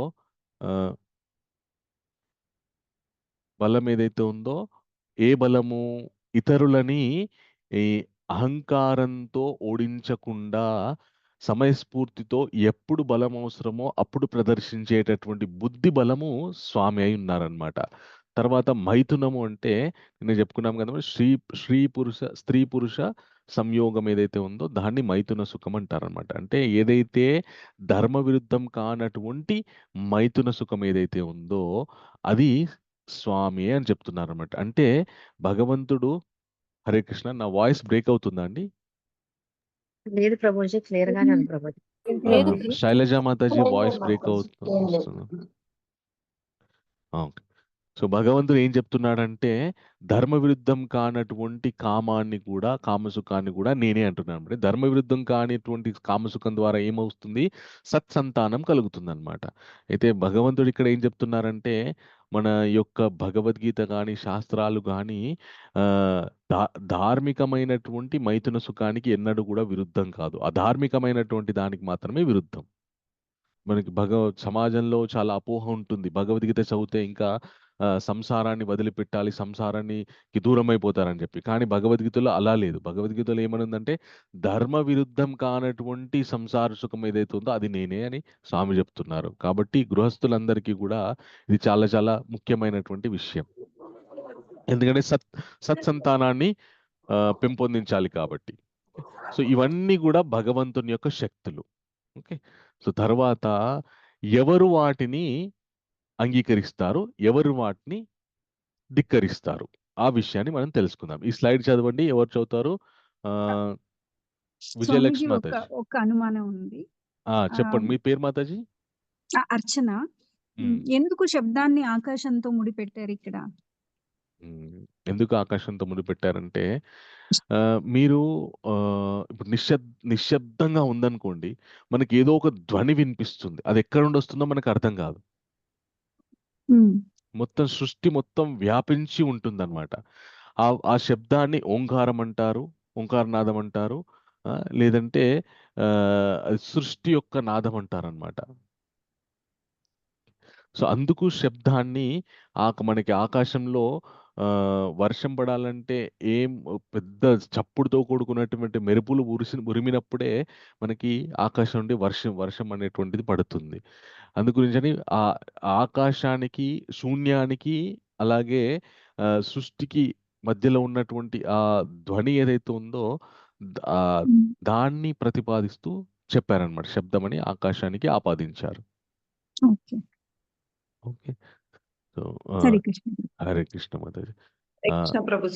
హరే కృష్ణ మాతాజీ. విజయలక్ష్మి మాతాజీ చదువుతారా మీరు? చదవండి మాతాజీ. Accept or reject. నలుగురు శరణాగతి పొందరు, నలుగురు శరణాగతి కోరతారు. జ్ఞాని ఉత్తముడు, భక్తుడు అరుదు. హరే కృష్ణ. నలుగురు శరణాగతి పొందుతారంట. ఎవరా నలుగురు? మనం ఇంతకు ముందు చెప్పుకున్నాము. ఏంటి అది? ఆర్తో అర్థార్థి జిజ్ఞాసి ధ్యానీచ భరతర్షభ చతుర్విధా భజంతే మాం జనా సుకృతినోర్జున అని చెప్పి స్వామి చెప్తారనమాట. 4 రకాలైనటువంటి మనుషులు నా దగ్గరికి వచ్చి శరణాగతి పొందుతారు. ఎవరు? కష్టంలో ఉన్నవారు, అంటే సంపదలు కావాలనుకున్న వాళ్ళు, అలాగే జిజ్ఞాసి తెలుసుకోవాలి, భగవంతుని గురించి తెలుసుకోవాలనుకున్న వాళ్ళు, అలాగే ముక్తి గురించి మన బ్రహ్మ జ్ఞానం గురించి తెలుసుకోవాలనుకునే వాళ్ళు, ఈ నలుగురు కూడా భగవంతుని దగ్గరికి వస్తారనమాట. ఓకే. ఎవరైతే నలుగురు శరణాగతి కోరుతారు, నలుగురు ఎవరైతే భగవంతుని యొక్క శరణాగతి పొందరో వాళ్ళు ఎవరంటే దైవీహేష గుణమయి మమ మాయా దురత్యయ మామేవయే ప్రపద్యంతే మాయామేతాం తరంతితే అని చెప్తున్నారనమాట. ఈ యొక్క అర్థాన్ని ఎవరు చదువుతారు? బోల్ల వెంకటేశం ప్రభు చదవండి. హరే కృష్ణ ప్రభుజీ, దండవత్ ప్రణామం. హరే కృష్ణ ప్రభు. భౌతిక ప్రకృతికి సంబంధించిన త్రిగుణములతో కూడిన నా ఈ దైవీ మాయ నిశ్చయముగా దాట శక్యము కానిది, కానీ నన్ను శరణు పొందిన వారు దీనిని సులభముగా దాటగలుగుతారు. హరే అయితే కృష్ణ ప్రభుజీ, దండవత్ హరే ప్రణామం. కృష్ణ, హరే కృష్ణ, దండవత్ ప్రణామం. అయితే ఈ ప్రకృతిలో భగవంతుని యొక్క శక్తితో పాటే మాయాశక్తి కూడా ఉంటుందన్నమాట. సో ఎవరైతే ఈ మాయాశక్తి ద్వారా మోహితులైపోయి ఉంటారో వాళ్ళు భగవంతుని వైపు చూడలేరు, భగవంతుని వైపు రాలేరు అనమాట. ఆ మాయాశక్తి అంటే ఏంటి అంటే మనకి ప్రకృతిలో ఉన్నటువంటి వివిధమైనటువంటి ఆకర్షితమైనటువంటి వస్తువులు ఏవైతే ఉన్నాయో అవి ఏవైనా కావచ్చు, తినే పదార్థాలు కావచ్చు, అనుభవించే పదార్థాలు కావచ్చు, లేదంటే స్త్రీ పురుషులు కావచ్చు, భోగ ఐశ్వర్యాలు కావచ్చు, పేరు ప్రఖ్యాతలు కావచ్చు, ఏవైతే మనల్ని ఆకర్షిస్తుంటాయి, ఈ భౌతిక ప్రపంచం గురించి ఎక్కువగా ఆలోచించే విధంగా మనల్ని ఏవైతే ఆకర్షిస్తూ ఉంటాయో అవన్నీ మాయతో కూడుకున్నటువంటి విషయాలన్నమాట. ఉదాహరణకి ఒక వ్యక్తి చాలా పేరు ప్రఖ్యాతల గురించి పరితపిస్తున్నాడు అనుకోండి, నాకు సమాజంలో చాలా గొప్ప పేరు రావాలి, నన్ను అందరూ గుర్తించాలి, నేను ఎక్కడికి వెళ్ళినా కూడా అందరు నన్ను జై జై అని అంటూ ఉండాలి అనే వ్యామోహంతో ఉన్నాడు అనుకోండి. అది ఎప్పటి వరకు ఉంటుంది? ఎప్పటివరకైతే అతని శరీరంలో శక్తి ఉంటుందో, ఎప్పటివరకైతే అతని దగ్గర డబ్బు ఉంటుందో అప్పటి వరకు మాత్రమే అందరూ అతన్ని గుర్తిస్తారు, గౌరవిస్తారు, సన్మానిస్తారు. ఆ తర్వాత ఎప్పుడైతే అతని దగ్గర ఐశ్వర్యము, శక్తి అవన్నీ పోతాయో అప్పుడు అతన్ని ఎవ్వరు కూడా గుర్తించరు. అతను ఒకవేళ వస్తున్నా కూడా ఎవరి దగ్గరికైనా వస్తున్నానన్నా కూడా తప్పించుకొని వెళ్ళిపోతారు. ఎందుకంటే మళ్ళీ ఎక్కడ నన్ను డబ్బులు అడుగుతారు అని చెప్పేసి. సో అంటే ఆ పేరు ప్రఖ్యాతలు కోరుకొని వాటి మీద వ్యామోహంతో గడిపినటువంటి జీవితం ఏమైంది? కొన్ని రోజుల తర్వాత పోయిన తర్వాత అదంతా కూడా వ్యర్థమైపోయింది, తాత్కాలికమైపోయింది. సో అలా కాకుండా శాశ్వతమైనటువంటి విషయాల గురించి పరితపిస్తే ఆ దుఃఖ స్థితికి లోనవలసినటువంటి అవసరం ఉండేది కాదు. సో ఇవన్నీ కూడా మాయతో ప్రేరేపితమైనటువంటి విషయాలు. ఎంతకాలం అయితే మనం ఆ మాయ ద్వారా మోహితులమై ఉంటామో అంతకాలం ఈ భౌతిక ప్రపంచంలో తిరుగుతూనే ఉంటామంట. అయితే భగవంతుడు ఏమంటున్నాడంటే అలాగే ప్రకృతిలో ఉన్నటువంటి త్రిగుణాలు ఏవైతే ఉన్నాయో, సత్వ రజస్తమో గుణమని 3 గుణాలు ఉంటాయన్నమాట ప్రకృతిలో. ప్రతి మనుష్యుడు కూడా ఈ 3 గుణాల ద్వారా ప్రేరేపితుడై ఆ ప్రకృతిలో ఉన్నటువంటి విషయాల వైపు మొగ్గు చూపుతూ ఉంటాడనమాట. ఎవరైతే భగవంతుని భౌతిక ప్రకృతికి సంబంధించిన త్రిగుణములతో కూడిన నా ఈ దైవీ మాయ నిశ్చయంగా దాట శక్యం కానిది, అది ఎవరికి కూడా దాటే సాధ్యం కాదు. కానీ ఎవరైతే భగవంతుని యొక్క శరణు పొందుతారో వాళ్ళు మాత్రం సులభంగా దాటగలుగుతున్నారనమాట. అది ఎలా ఉంటుందంటే ఒక తండ్రి ఉన్నాడనుకోండి, తండ్రికి 2 రకాలైనటువంటి గుణాలుంటాయి. ఒకటి ప్రసన్నంగా ఉంటాడు, ఒకటి చాలా ఉగ్రరూపం, కోపంతో ఉంటాడనమాట. అయితే ఎవరి యందు కోపంతో ఉంటారు? ఎవరైతే తండ్రి మాట వినరో వాళ్ళ యందు కోపంతో ఉంటారు. ఎవరి యందు ప్రసన్నతతో ఉంటారు? ఎవరైతే తన మాట వింటూ తనని గౌరవిస్తూ ఉంటారో వాళ్ళ యందు ప్రసన్నతతో ఉంటారనమాట.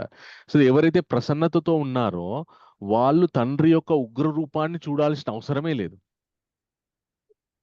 వాళ్ళు ఎప్పుడు కూడా తండ్రి యొక్క ఉగ్రరూపానికి లోనవలసిన అవసరమే లేదు. ఎందుకంటే వాళ్ళకి తండ్రి యొక్క శక్తి, తండ్రి యొక్క కృప వాళ్ళ మీద ఉంది కాబట్టి వాళ్ళు ఆ ఉగ్రరూపాన్ని చూడకుండానే ప్రతినిత్యం కూడా తండ్రితో పాటే వాళ్ళు చక్కగా జీవిస్తున్నారనమాట. సో అదే విధంగా భౌతిక ప్రకృతిలో కూడా మనం భగవంతుని యొక్క ప్రసన్నతతో, భగవంతుని యొక్క భక్తితో లేకపోతే ఆ భగవంతుని యొక్క మాయ శక్తి ద్వారా మోహితులమై ఈ భౌతిక ప్రపంచంలోనే తిరుగుతూ ఉంటాం అన్నమాట. సో అదే అంటున్నారు స్వామి, నమాం దుష్కృతినో మూఢః ప్రపద్యంతే నరాధమః మాయయాపహృత జ్ఞానం ఆసురం భావం ఆశ్రితాః అంటున్నారు అనమాట. సో దీని అర్థాన్ని యోగేష్ సక్కెరా ప్రభు, యోగేష్ ప్రభు ఈ అనువాదాన్ని చదవండి.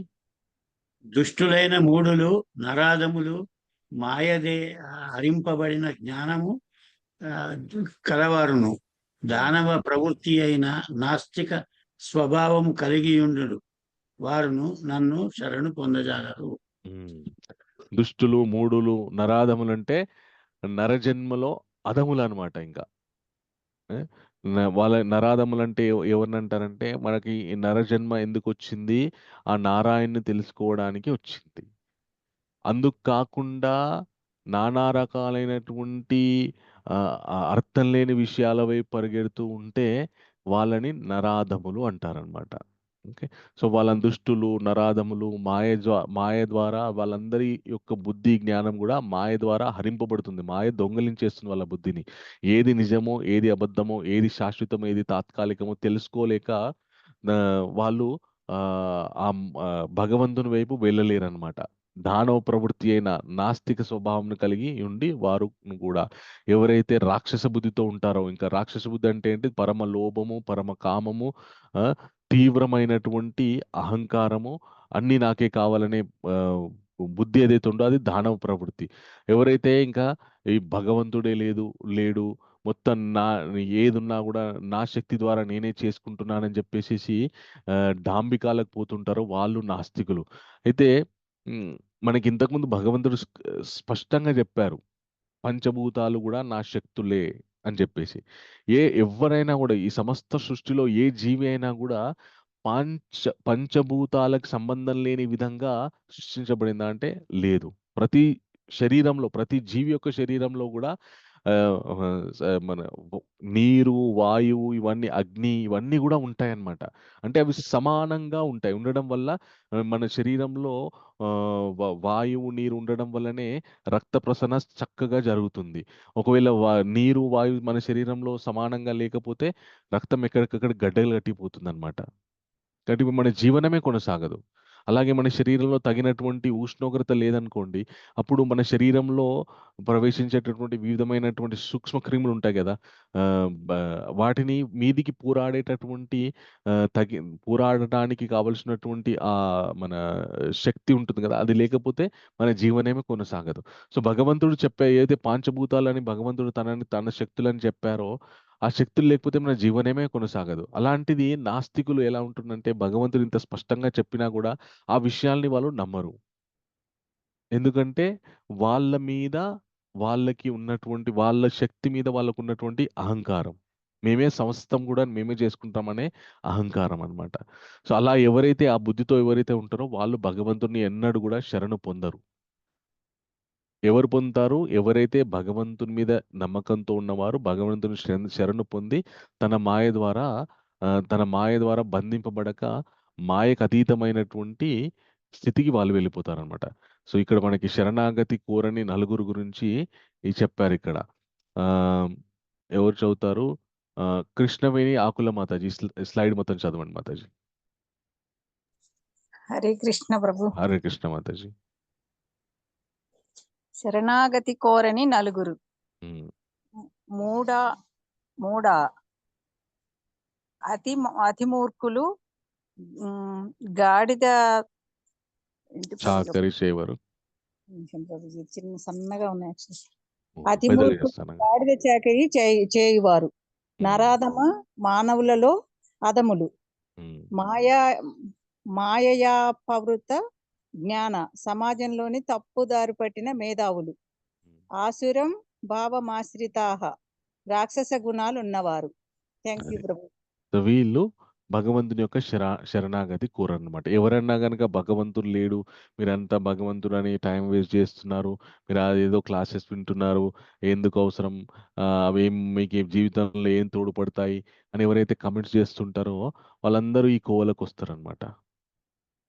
సో మన సుఖమయ జీవితానికి ఈ కావలసినటువంటి విషయాలు మాత్రమే భగవంతుడు మనకి ఇంతవరకు చెప్తూ ఇక ముందు కూడా చెప్తూనే ఉంటారు తప్ప మనకి దుఃఖమయ జీవితం గురించి దుఃఖమయ జీవితం ఎలా పొందాలి అనే విషయాల్ని భగవంతుడు చెప్పరు.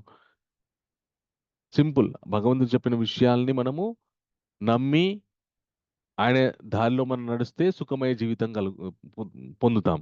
లేకపోతే దుఃఖమయ జీవితాన్ని పొందుతాం. ఎందుకు అంటే మనకు తెలియదన్నమాట.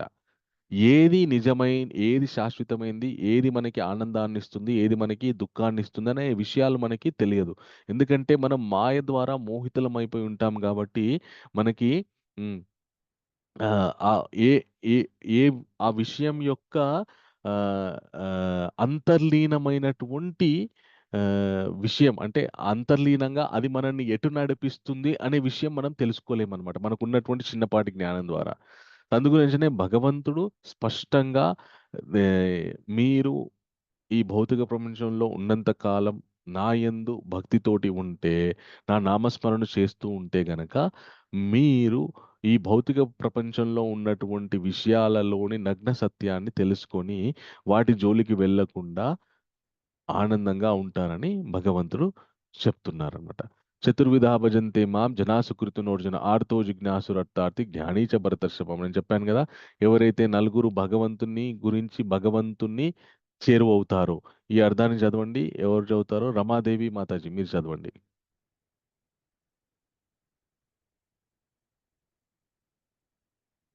హరే కృష్ణ ప్రభుజీ. హరే కృష్ణ మాతాజీ. చతుర్విధా భజంతే మాం జనా సుకృతినోర్జున ఆర్తో జిజ్ఞాసురర్థార్థి జ్ఞానీ చ భరతర్షభ. ఓ భరతవంశ శ్రేష్ఠుడా, ఆర్తుడు, అర్ధార్థి, జిజ్ఞాసువు, పరతత్వ జ్ఞానము అన్వేషించువాడు అనడి 4 రకముల పుణ్యాత్ములు నాకు భక్తియుక్త సేవ చేయనారంభింతురు.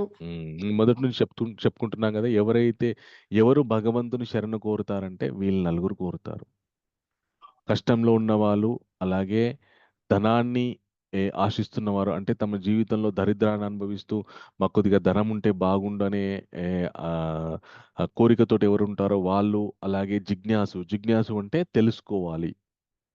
తెలుసుకోవాలి అనే కుతూహలం ఎవరికైతే ఉంటుందో వాళ్ళని జిజ్ఞాసులు అంటారంట. ఏం తెలుసుకోవాలి అంటే ఈ మానవ జన్మ ఎందుకు వచ్చింది, ఈ మానవ జన్మలో మనం ఎందుకు కష్టాలు పడుతున్నాము, ఈ మానవ జన్మ అసలు సుఖాలు పడే అవకాశమే లేదా అనే వివిధమైనటువంటి ప్రశ్నలు, సత్యం వైపు నడిపించే, భగవంతుని వైపు నడిపించే ప్రశ్నలు ఎవరి లోపలైతే కలుగుతాయో వాళ్ళని జిజ్ఞాసులు అంటారనమాట.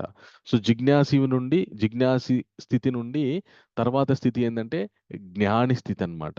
ఎవరైతే ఇంకా సో మనకి ఈ భౌతిక ప్రపంచంలో పడేటటువంటి కష్టాలన్నిటిని కూడా మనం మాయ వల్ల మోహితులమై పడుతున్నాము. ఈ మాయకు అతీతమైనటువంటి ఆ భగవత్ శక్తిని, భగవంతుని గనక, కృష్ణుని గనక మనము చేరుకుంటే, ఆయనని పూజిస్తే గనక వీటి బారిన పడమని తెలుసుకొని ఆయనని పూజించి, ఆయనని భక్తి చేసి ఆయన దగ్గరికి వెళ్ళాలనుకునే వాళ్ళు ఎవరైతే ఉన్నారో వాళ్ళు జ్ఞాని. అంటే ఈ భౌతిక ప్రపంచంలో నుండి ముక్తి పొందాలనుకునే వాళ్ళు జ్ఞానులు అన్నమాట.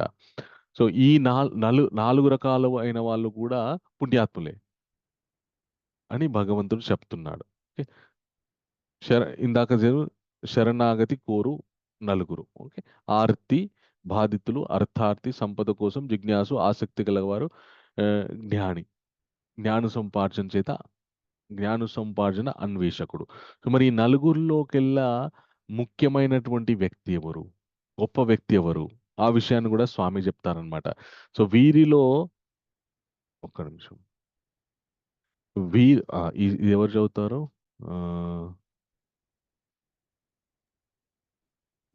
శ్రావణి మాతాజీ. ఒక్క నిమిషం మాతాజీ, మీ పేరు మాతాజీ ఎవరు? కృష్ణకుమారి మాతాజీ. ఓకే, కృష్ణకుమారి మాతాజీ, థ్యాంక్ యూ. శ్రావణి మాతాజీ చదివిన తర్వాత నెక్స్ట్ లైన్ మీరు చదవండి. ఓకే, శ్రావణి మాతాజీ చదవండి. హరే కృష్ణ. హరే కృష్ణ. వీరిలో జ్ఞానులు ఉత్తమమైన వారు, జ్ఞానులలో భక్తులు ఉత్తమమైన వారు. హరే కృష్ణ. స్వామి ఏం చెప్తారంటే ఏమన్నారు ఇంతకుముందు, చతుర్విధ భజంతే మాం జనా సుకృతనోర్జున ఆర్తో జిజ్ఞాసురర్థార్థి జ్ఞాని చ భరతశాప తేషాం జ్ఞాని నిత్యుక్త ఏక భక్తిర్ విశిష్యతే అని చెప్తారనమాట. ఈ నలుగురిలోకెల్లా ఎవరైతే జ్ఞానంతో ఉన్నారో, అంటే ఈ భౌతిక ప్రపంచంలో నుండి నేను బయటపడాలి అనే ఉద్దేశంతో భగవంతుని మీద భక్తితో ఎవరైతే ఉన్నారో వాళ్ళు ఉత్తములు. అంటే మిగతా వాళ్ళు అధములు ఉత్తములు కారని కాదనమాట. ఎలా ఎలా ఉంటుందంటే, ఇప్పుడు ఇంటర్మీడియట్ కంటే డిగ్రీ కొద్దిగా గొప్ప, డిగ్రీ కంటే పీజీ గొప్ప, పీజీ కంటే ఇంకా పిహెచ్డి ఇంకా గొప్ప. అంతే తప్ప పిహెచ్డి గొప్ప అని చెప్పేసి డిగ్రీ ఇంటర్మీడియట్ ఇవన్నీ కూడా, పీజీ డిగ్రీ ఇంటర్మీడియట్ ఇవన్నీ కూడా వేస్ట్ అని మనం అనలేము.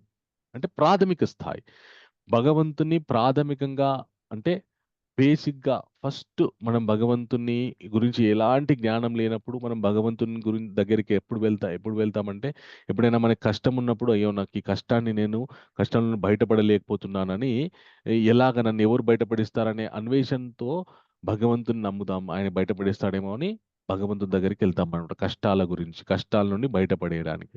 ఆ తర్వాత ఎప్పుడైతే భగవంతునికి దగ్గరవుతూ ఉంటామో అప్పుడు మనకి కష్టాల యొక్క నిజస్వరూపం తెలుస్తుంది. అంటే ఈ కష్టాలు ఎక్కడి నుండి ఉద్భవిస్తున్నాయి, ఎక్కడి నుండి వస్తున్నాయి కష్టాలు అనే విషయం మనకి మెల్లమెల్లగా అర్థమవుతుంది. ఓహో, నేను ఈ భౌతిక ప్రపంచంతో చాలా చాలా ఎక్కువ మమేకమైపోయి ఉన్నాను.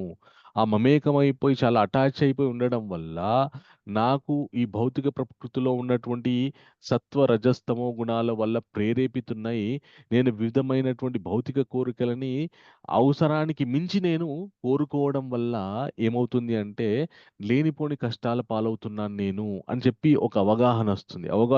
అవగాహన వచ్చిన తర్వాత అప్పుడు మెల్లగా ఈ నా విపరీతమైనటువంటి అవసరానికి మించినటువంటి కోరికలను కోరే స్వభావం ఏదైతుందో అది ఎలా తగ్గాలి అనే అన్వేషణతో అప్పుడు మెల్లగా భగవంతుని భక్తికి మనం దగ్గరవుతుంటామన్నమాట. ఎప్పుడైతే భగవంతుని భక్తికి దగ్గరవుతూ ఉంటామో మెల్లమెల్లగా మన అవసరాలు తీరితే చాలు, అంతకు మించి అవి ఏవైతే ఉన్నాయో అవి నన్ను కష్టాల పాలు చేస్తాయనే జ్ఞానంతోని మెల్లగా భగవంతునికి దగ్గరై ఇంకా శాశ్వతమైనటువంటి ఆనందానికి మనం వెళ్తామన్నమాట. అందు గురించని జ్ఞాని స్థితి ఏదైతే ఉందో ఆయన ఫస్ట్ 2-3 దాటి జ్ఞాని స్థితికి వెళ్ళిపోయిందనమాట. ఇది ఆర్తి, అర్థార్థి, జిజ్ఞాసి, ఈ 3 స్థితులు దాటి ఆ తర్వాత వెళ్ళినటువంటి వ్యక్తి జ్ఞాని అన్నమాట. ఇప్పుడు మీరందరూ కూడా ఉన్నారు, మీరందరూ కూడా భగవంతుని గురించి తెలుసుకోవాలనే కుతూహలంతోటి ఈ క్లాస్లో జాయిన్ అయ్యారు. అంటే మీరు జ్ఞానుల స్థితిలోకి, జ్ఞానుల కోవలోకి చెందినవారనమాట మీరంతా కూడా. సో జ్ఞానంలో ఆ జ్ఞానం ఏమవుతుందంటే క్రమక్రమంగా ఇంకా శాశ్వతమైనటువంటి భగవంతుని ప్రేమకి, భగవంతుని భక్తికి మనల్ని దగ్గర చేస్తుంది అనమాట. ఆ జ్ఞానంలోకెల్లా ఉత్తమైన వారు ఎవరంటే భక్తులు ఉత్తమమైన వారు. ఎందుకంటే జ్ఞానికి ఎలా ఉంటుందంటే, నేను ఈ భౌతిక ప్రపంచంలో నుండి బయటపడాలి అనే ఉద్దేశం ఉంటుంది. భక్తునికి ఎలా ఉంటుందంటే, నా స్వామి నన్ను ఎలా కరుణిస్తే అలా, కానీ నేను మాత్రం అన్ని వేళలా భగవంతుని మీద భక్తితోటే ఉండాలి, భగవన్ నామస్మరణ చేస్తూనే ఉండాలి అనే ఉద్దేశంతో ఉంటాడనమాట. సో అయితే ఎవరైతే ఈ స్థాయికి వస్తారో, ఈ జ్ఞాన భక్తి స్థాయికి ఎవరు వస్తారంటే, స్వామి ఏం చెప్తున్నారంటే, బహునాం జన్మనాం అంతే జ్ఞానవాన్ మాం ప్రపద్యతే వాసుదేవ సర్వమితి సమహత్మాసు దుర్లభ అంటున్నారు స్వామి. సంధ్యా మాతాజీ. హరే కృష్ణ ప్రభుజీ. హరే కృష్ణ మాతాజీ, చదవండి మాతాజీ. జ్ఞానవంతుడైన వాడు పెక్కు జన మరణముల పిదప నన్నే సర్వకారణములకు కారణముగాను మరియు సమస్తముగాను తెలుసుకొని నన్ను శరణు తెచ్చును. అట్టి మహాత్ముడు మిక్కిలి అరుదు. సో వాసుదేవ సర్వమితి, భగవంతుడి పేరుతో పాటు చెప్పారంట. వాసుదేవ అంటే ఎవరు? కృష్ణ పరమాత్మ, కృష్ణుడు. ఓకే, సో ఆయన దగ్గరికి ఎప్పుడు వస్తారంటే, చాలా చాలా జన్మలు ఎత్తిన తర్వాత, బహునాం జన్మనాం అంత్యే, చాలా చాలా జన్మల ఎత్తి ఇంకా జన్మించి మరణించి ప్రతి జన్మలో ఎంతో కొంత జ్ఞానం తెలుసుకుంటూ సముపార్జిస్తూ ఇంకా ఏదైతే ఇంకా చివరి జన్మ ఏదైతే ఉంటుందో అప్పుడు మాత్రమే ఆయన ఇంకా నాకు వాసుదేవుడే సర్వము, ఆయన యొక్క శరణాగతి మాత్రమే నేను పొందుతాననే నిశ్చయానికి, దృఢ నిశ్చయానికి వచ్చి ఆయననే భజిస్తూ, ఆయననే జపిస్తూ, ఆయననే స్మరిస్తూ, కీర్తిస్తూ తన జీవితాన్ని గడుపుతాడనమాట. అలాంటి వాళ్ళు చాలా చాలా అరుదైనటువంటి వాళ్ళనమాట. అయితే ఒక విషయం మనము ఇక్కడ చాలా చాలా చాలా ఉదార హృదయంతోని, చాలా జ్ఞానంతోటి, సూక్ష్మమైన జ్ఞానంతోని మనం ఇక్కడ అర్థం చేసుకోవాలి. ఏంటి అంటే వాసుదేవుణ్ణి గనక మనము తృప్తిపరిచి ఆయనని భజిస్తే సమస్త దేవతా స్వరూపాల్ని భజించినట్టే, కీర్తించినట్టే. ఎలాగా అంటే మనకి స్వామి ఇంతకుముందు ఏం చెప్పారు, ఆయన శక్తుల గురించి చెప్తూ రసోహమపుస్ కౌంతేయ ప్రభాస్మి శిస్సూర్యయ ప్రణవ సర్వ వేదేషు.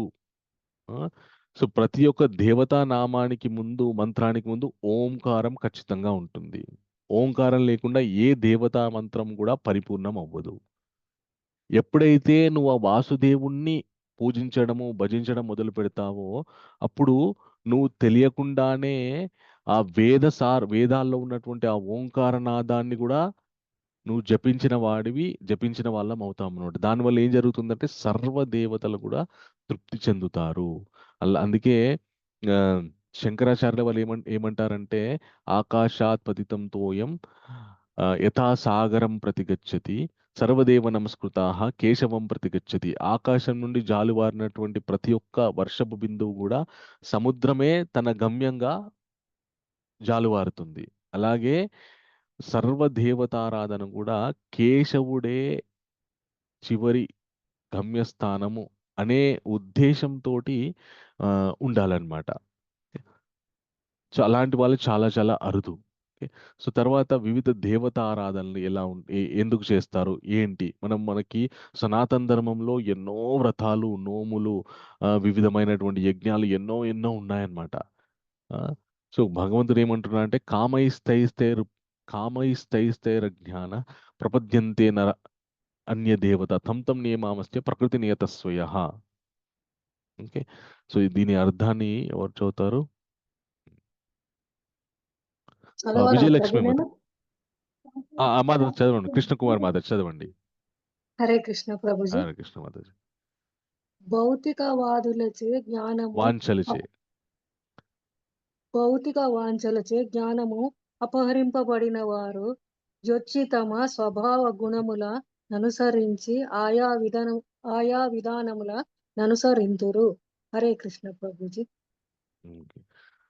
ప్రకృతిలో ఈ భౌతిక ప్రపంచంలో ఉన్నటువంటి వివిధ వాంఛల ద్వారా వాటి మీద వ్యామోహం, అవి పొందాలనేటటువంటి తీవ్రమైన కోరిక ద్వారా మనుషులు ఏం చేస్తారంటే వాసుదేవుడికి అన్యమైనటువంటి ఉపాసనలు చేస్తూ ఉంటారన్నమాట.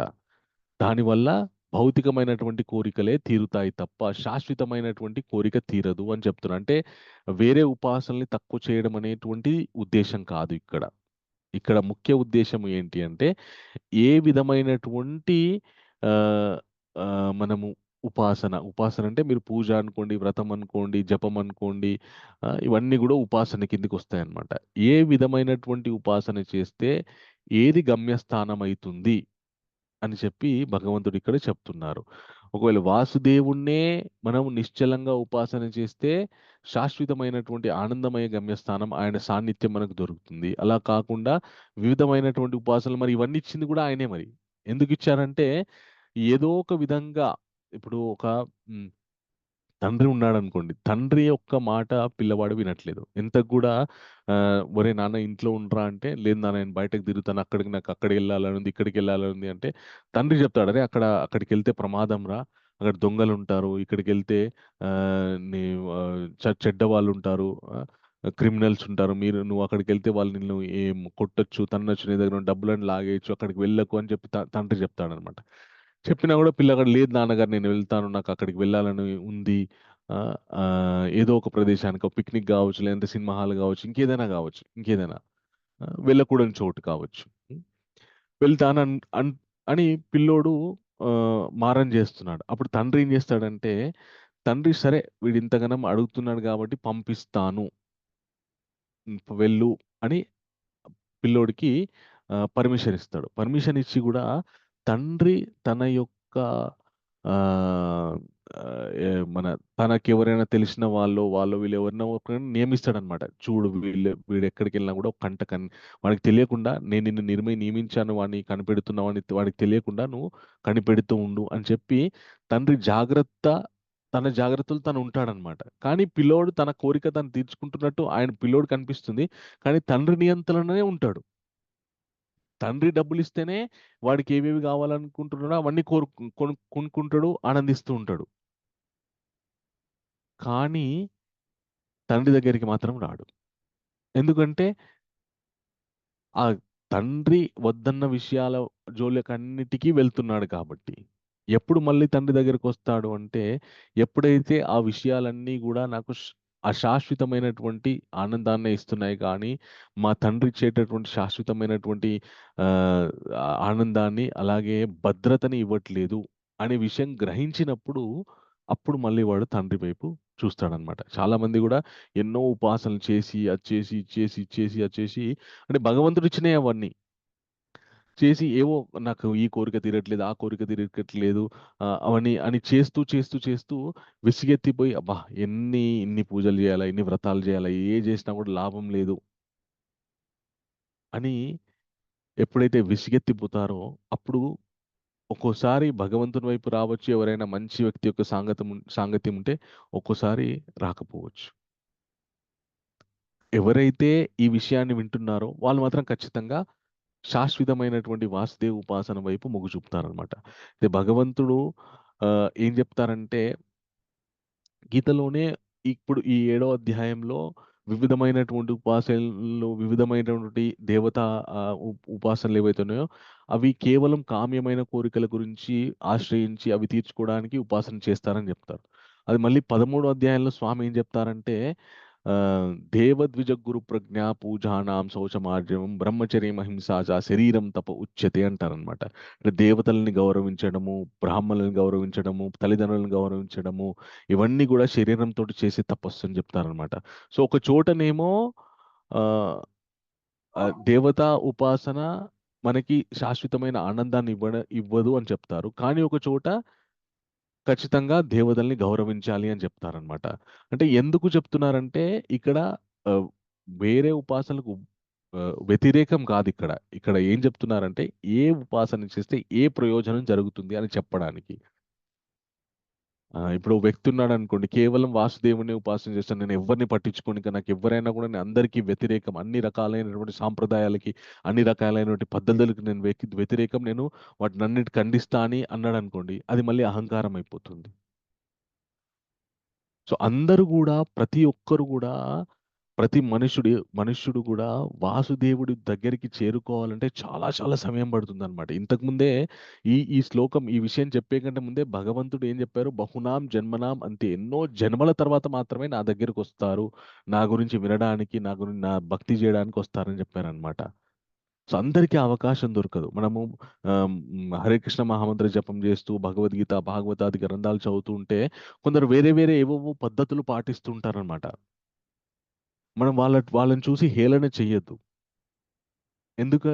వాళ్ళని చూసి ఏమని అర్థం చేసుకోవాలంటే, ఓహో వీళ్ళకి ఇంకా సమయం పడుతుంది, పరిపూర్ణమైనటువంటి జ్ఞాన స్థితికి రావడానికి, వాసుదేవుని దగ్గరికి చేరుకోవడానికి ఇంకా సమయం పడుతుంది. అవన్నీ కూడా ఏదో నాస్తికుల్లాగా బతికే కంటే కూడా ఏదో ఒక ఉపాసన, ఏదో ఒక వ్రతము నోము చేయడం పర్వాలేదు, నయం. అని అన్నిటినీ ఏకకాలంలో అన్నిటినీ సంతృప్తిపరిచే ఉపాసన ఏదైనా ఉందంటే ఆ వాసుదేవుడి యొక్క నామస్మరణ ఏదైతే ఉందో దానివల్ల సమస్త యజ్ఞ యాగాది క్రతువులు, నోములు ఇవన్నీ చేసిన ఫలితం కంటే కూడా గొప్పదైనటువంటి ఫలితం వస్తుందన్నమాట. అది మనం అర్థం చేసుకోవాలి. సో దేవి దేవతల ఆరాధన ఎందుకు? ఈ స్లైడ్ ఎవరు చదువుతారు? విజయలక్ష్మి మాతాజీ మీరు చదవండి.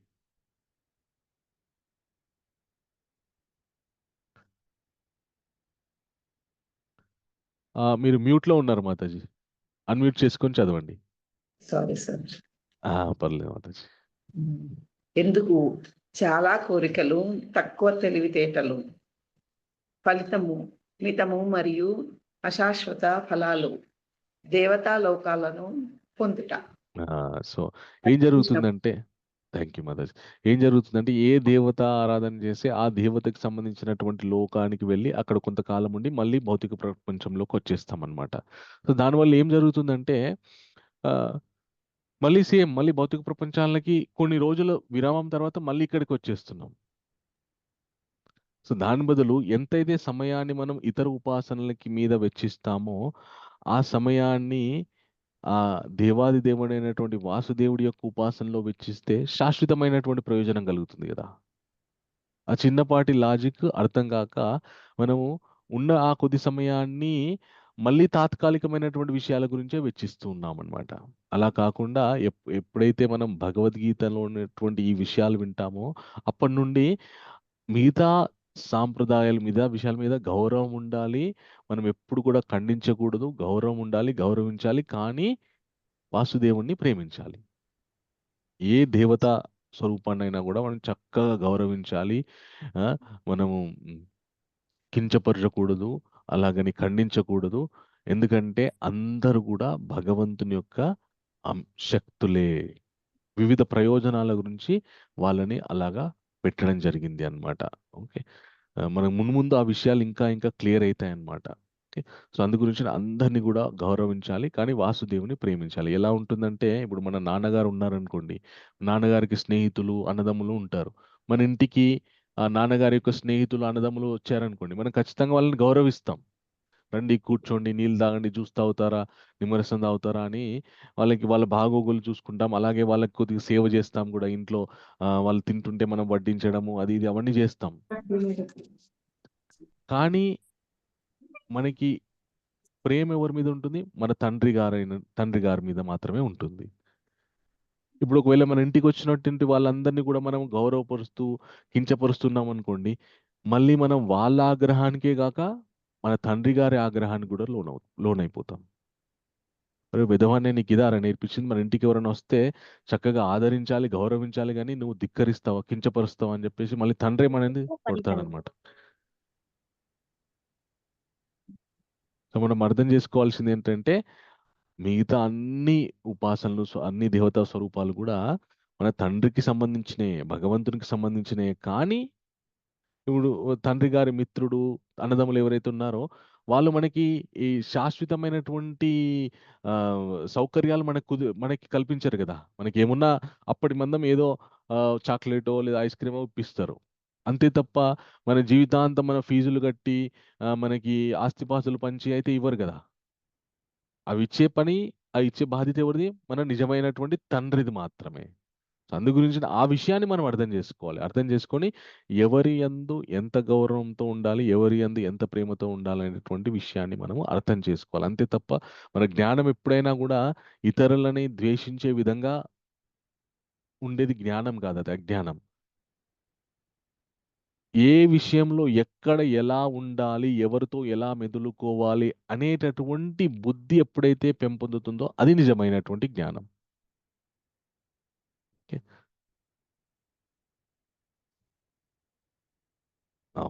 సో ఈ విషయాన్ని అరుణశ్రీ మాతాజీ 7వ అధ్యాయం 25వ శ్లోకాన్ని చదవండి, అర్థాన్ని. ప్రణామాలు ప్రభుజీ.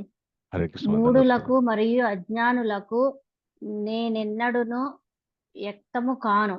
వారికి నేను నా అంతరంగ శక్తిచే కప్పబడి ఉందును. తత్కారణముగా వారు నేను జుడననియు నాశనము లేని వాడననియు ఎరుగరు. సో ఎవరైతే మూర్ఖులు ఉన్నారో, అజ్ఞానులు ఉన్నారో వాళ్ళకి ఎప్పుడు కూడా భగవంత్ సంబంధించినటువంటి విషయాలు అర్థం కావు. ఓకే, సో ఎందుకంటే వాళ్ళు మాయాశక్తి ద్వారా మోహితులైపోయి ఉన్నారనమాట.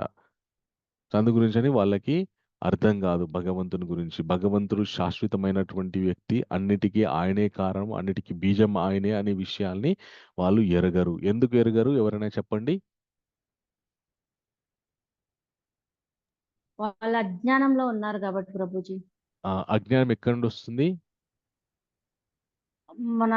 మన నుంచే వస్తుంది. ఎందువల్ల? ఏ విషయాల వైపు మనం మోహితులం అవ్వడం వల్ల జ్ఞానం వస్తుంది? భౌతిక విషయాలపై మనము ఎక్కువగా దృష్టి పెట్టడం వలన ఈ జ్ఞానం అనేది తెలుసుకోకపోవడం వల్ల అజ్ఞానం అనేది వస్తుంది. మాయ చేత కప్పబడినటువంటి మాయ చేత కప్పబడి భౌతిక మాయ ఎప్పుడు విజృంభిస్తుంది అంటే మన అవసరాన్ని మించినటువంటి విపరీతమైనటువంటి కోరికలు ఎప్పుడైతే మనకు పుడుతుంటాయో రజో తమో గుణాల వల్ల అప్పుడు మాయ విజృంభిస్తుంది అన్నమాట. ఆ మాయ ఏ విధంగానైనా రావచ్చు. ఎప్పుడైతే మాయ ద్వారా మోహితులమైతే ఇంక అప్పటి నుండి మెల్లమెల్లగా భగవంతునికి దూరం అవుతాం అన్నమాట. సో తర్వాత శ్లోకం యొక్క అనువాదాన్ని ప్రభుజీ యశోదన్ ప్రభుజీ ఒకసారి ఆ, అవకాశం. చదవండి మాతాజీ. ఓ అర్జున, దేవదేవుడు అయిన నేను గతములో జరిగిన సమస్తమును, ప్రస్తుతము జరుగుచున్న సర్వమును, భవిష్యత్తులో జరగనున్న వానినన్నింటిని ఎరుగుదును. అలాగనే జీవులందరినీ నేను ఎరుగుదును, కానీ నన్నెవరు ఎరుగరు. సో భగవంతుడికి భూత భవిష్యత్ వర్తమాన కాలాలన్నీ కూడా భగవంతునికి తెలుసు. ఏం జరుగుతుంది, ఎక్కడ ఏం జరుగుతుంది, ఎవరు ఏ విధంగా ఆలోచిస్తున్నారు, ఇవన్నీ తెలుసు. కానీ భగవంతుడు మాత్రం ఎవరికి తెలియదు. ఎందుకు తెలియదు అంటే భగవంత్ విషయాల గురించి మనం ఆలోచించాం, భగవద్ విషయాల యొక్క స్పర్శ మనకు లేదు కాబట్టి భగవంతుని గురించినటువంటి జ్ఞానం మనకి ఉండదు. సో ఇప్పుడున్నటువంటి పరిస్థితుల్లో అది ఇంకా ఇంకా దారుణం. సో మనం భగవంతుడు లేడు అని చెప్పడానికి ఎన్నో విషయాలు ఎంతో మంది గొంతు చించుకొని అరుస్తారు. కానీ భగవంతుడు ఉన్నాడు, నమ్మండి, మీ జీవితం తరిస్తుంది అని చెప్పేది చాలా కొద్ది మంది మాత్రమే. ఆ కొద్ది మందిని కూడా మనము వినిపించుకోవడానికి ఆసక్తి చూపము. ఎందుకంటే తీవ్రంగా మనం ఎప్పుడైతే భౌతిక విషయాలపైన దృష్టి కేంద్రీకరించి ఉంటామో అందువల్ల మనకు దూరం అయిపోతున్నాం అన్నమాట భగవద్ విషయాల వైపు నుండి. సో చివరిగా స్వామి ఏం చెప్తారంటే ఏషాం త్వాంతగతం పాపం జనానాం పుణ్యకర్మణాం తే ద్వంద్వ మోహమిడిర్ముక్త భజంతే మాం దృఢవ్రత అంటారనమాట. సో ఈ అనువాదాన్ని భారతి పెరుమల మాతాజీ మీరు చదవండి. హరే కృష్ణ ప్రభుజీ. పూర్వజన్మములందు ప్రస్తుత జన్మమునందు పుణ్యకర్మలను నరించుచు పాపములను పూర్తిగా నశింపజేసుకొనిన మానవులు ద్వంద్వమోహముల నుండి విడిపడిన వారై నా భక్తియుక్త సేవ యందు దృఢ నిశ్చయముతో నెలకొనెదరు. పూర్వజన్మములయందు ప్రస్తుత జన్మనందు పుణ్యకర్మను నొనరించు పాపములను పూర్తిగా నశింపజేసుకున్న మానవులు ద్వంద్వమోహముల నుండి విడివడిన వారై. ఎవరినంటున్నారు స్వామి? ఎవరైతే పుణ్యాత్ములు అంటే పూర్వజన్మలో పుణ్యాలను ఆచరించారు, అలాగే ఈ జన్మలో కూడా పుణ్యాలు ఎవరైతే ఆచరించారో వాళ్ళ సమస్త పాపాల్ని క్షయం చేసుకొని ద్వంద్వమోహములు అంటే స్వార్థ అహంకారాలు ఏవైతే ఉన్నాయో నేను నాది అనే అహంకారానికి లోనవ్వకుండా అది విడిచిపెట్టిన వారై భగవంతుని యొక్క భక్తితో సేవ చేస్తూ భగవంతుని మీద దృఢ నిశ్చయంతో ఉంటారని చెప్పి స్వామి చెప్తున్నారు. అంటే సరైనటువంటి పుణ్యం పరిపక్వత చెందింది భగవంతుని దగ్గరికి ఎవరు రాలేరు, వచ్చినా కూడా అర్థం కాదు అని చెప్తున్నారు. అంటే ఇప్పుడు మీరందరూ కూడా మీ యొక్క పుణ్యం పరిపక్వత అవ్వడం వల్లనే మీరు ఈ విషయాల్ని వినే అదృష్టాన్ని మీకు దక్కింది. అలాగే రేపు ఈ అధ్యాయాన్ని కొనసాగింపుగా ఒక ముఖ్యమైనటువంటి అధ్యాయం ఉంటుందండి, అష్టమోధ్యాయము. అది ఎంత గొప్ప అధ్యాయం అంటే మనిషి తాను చనిపోయే ముందు ఖచ్చితంగా అష్టమోధ్యాయం విని తీరాల్సిందే అంతే. మీకు ఎవరైనా స్నేహితులు అలాగే మిత్రులు బంధువులు ఎవరైనా ఉంటే వాళ్ళ మంచి మీరు కోరుకుంటే వాళ్ళందరినీ కూడా రేపు వచ్చి 8వ అధ్యాయం వినమని చెప్పండి. ఎందుకంటే అంత గొప్ప విషయాలు 8వ అధ్యాయంలో ఉంటాయన్నమాట. సో అందు గురించని రేపటి అధ్యాయం మాత్రం అస్సలు మిస్ అవ్వకూడదు.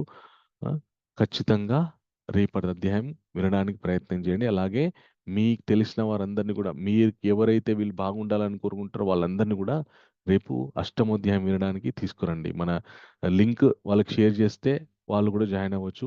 లేదంటే మన వాట్సాప్ గ్రూప్లో మీరు కూడా వాళ్ళని యాడ్ చేసి చెప్పొచ్చు. అష్టమోధ్యాయం ఎంత గొప్పది అంటే మనం రేపు అధ్యాయం విన్నప్పుడు మనకు తెలుస్తుంది. చాలా సూక్ష్మమైన చిన్న విషయము మనకు తెలుస్తుంది అనమాట. అద్భుతమైనటువంటి విషయం మనకు తెలుస్తుంది. ఓకే, సో ఈరోజు ఈ అధ్యాయం యొక్క మొత్తం రివైండ్ ఒకసారి చేసుకుందాం. ఏం నేర్చుకున్నాం అనేటువంటి హెడ్ అనే విషయాన్ని. ఎవరు చదువుతారంటే కిన్నెర విజయలక్ష్మి మాతాజీ.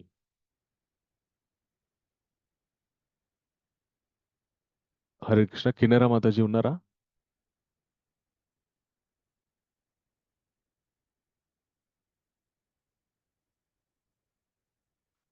నెక్స్ట్ మణికంఠ మద్దుల ప్రభు.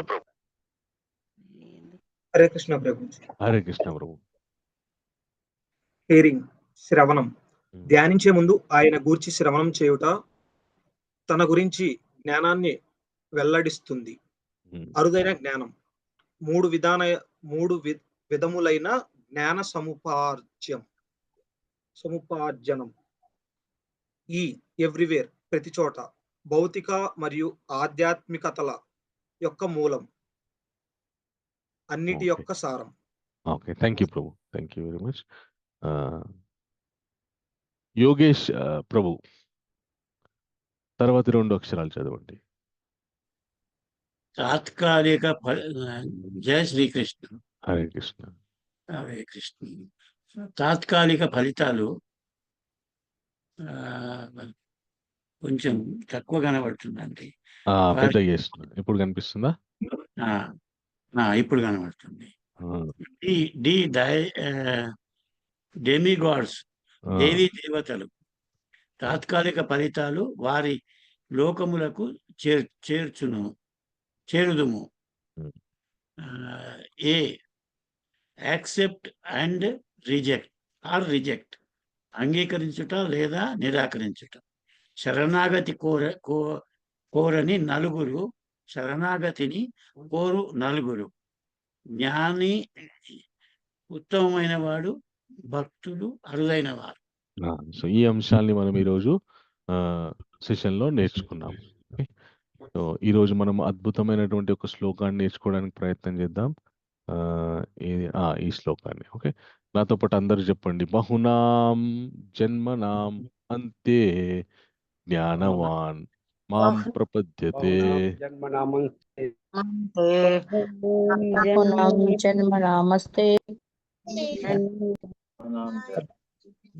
వాసుదేవః సర్వమితి సమహాత్మాసు దుర్లభః. బహూనాం జన్మనాం అంత్యే జ్ఞానవాన్ మాం ప్రపద్యతే. వాసుదేవః సర్వమితి సమహాత్మాసు దుర్లభః. సో ఎవరెవరు చదువుతారో హ్యాండ్ రేస్ చేసి పెట్టండి.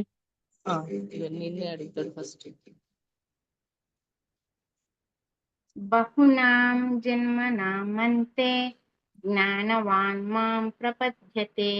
వాసుదేవ సర్వమితి సమహాత్మా సుదుర్లభః. థ్యాంక్ యూ మాతాజీ.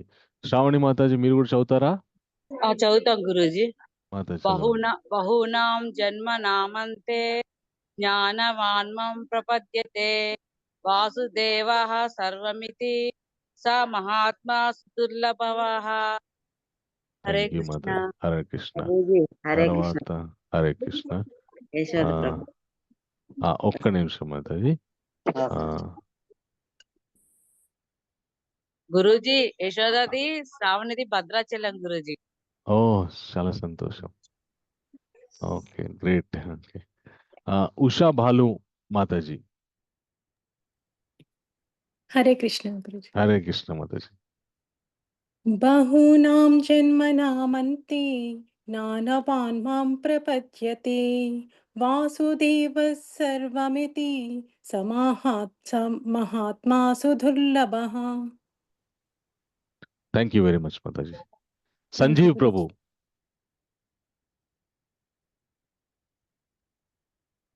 హరే కృష్ణ. సంజీవ్ ప్రభు ఉన్నారా? కమలా మాతాజీ. హరే కృష్ణ ప్రభు. హరే కృష్ణ మాతాజీ. మాది మధుర అండి. హరే కృష్ణ ప్రభు. హరే కృష్ణ మాతాజీ. బహూనాం జన్మనామస్తే జ్ఞానవాన్మయం ప్రపద్యతే. వాసుదేవ సర్వమితి మహాత్మా సుదుర్లభః. ఓకే, థ్యాంక్ యూ మాతాజీ. Thank you very much. Himabindu Srinivas, Edulakanti Himabindu Srinivas. Hare Krishna. Hare Krishna బ- మాతాజీ. బహునాం జన్మనామస్తే జ్ఞానవాం ప్రపద్యతే వాసుదేవ సర్వమితి స మహాత్మాసు దుర్లభః. బహునాం జన్మనాం అంటే ఎన్నో ఎన్నో ఎన్నో ఎన్నో జన్మల తర్వాత మాత్రమే మనకి భగవంతుడు వాసుదేవుడు సర్వం అనే జ్ఞాన స్థితికి చేరుకుంటామని స్వామి చెప్తున్నారనమాట. ఓకే, సో మాతాజీ, భూన మాతాజీ, పోల్ రెడీ ఉందా? హరే కృష్ణ ప్రభుజీ. ఎస్ ప్రభుజీ. సో ఈరోజు అధ్యాయానికి సంబంధించినటువంటి పోల్ మనం కొన్ని క్వశ్చన్స్ తీసుకుందాం. అంటే ఏం నేర్చుకున్నామో ఒకసారి పరీక్షించుకుందాం. ఓకే, సో ఫస్ట్ క్వశ్చన్, తక్కువ తెలివితేటలు ఉన్నవారు గ్రంథాల ప్రకారం ఏం చేస్తారు?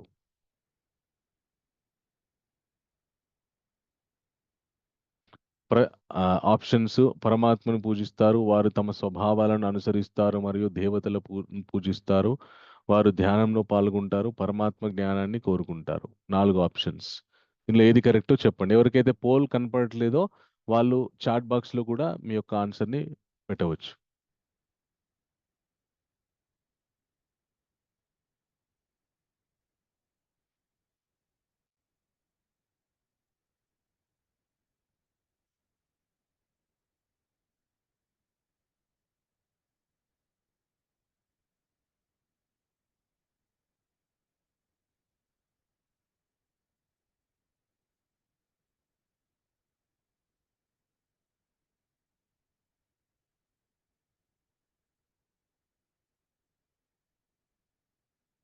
ఓకే, చాలా సంతోషం అండి, అందరూ పోల్ తీసుకుంటున్నారు.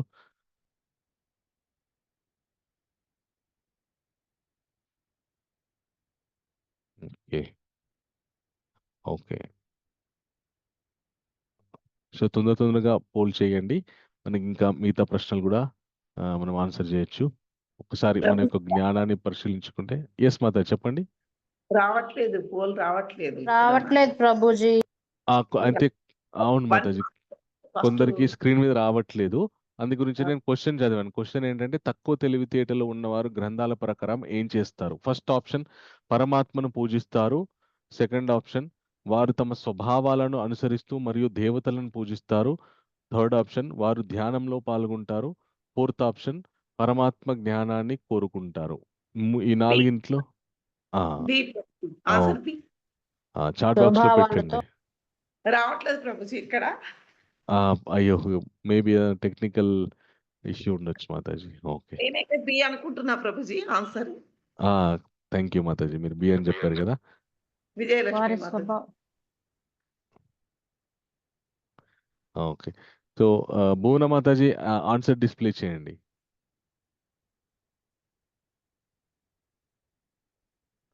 కరెక్ట్ ఆన్సర్, వారు తమ స్వభావాలను అనుసరిస్తూ మరియు దేవతలను పూజిస్తారు. B, answer B, second option correct. ఎందుకంటే వెల్కమ్ మాతాజీ. ఓకే, సో ఎవరైతే కామ్యమైన కోరికలతో ఉంటారో వాళ్ళు మాత్రమే దేవతలని ఆరాధిస్తూ ఉంటారు అనేటువంటిది. Very good Mataji, very good.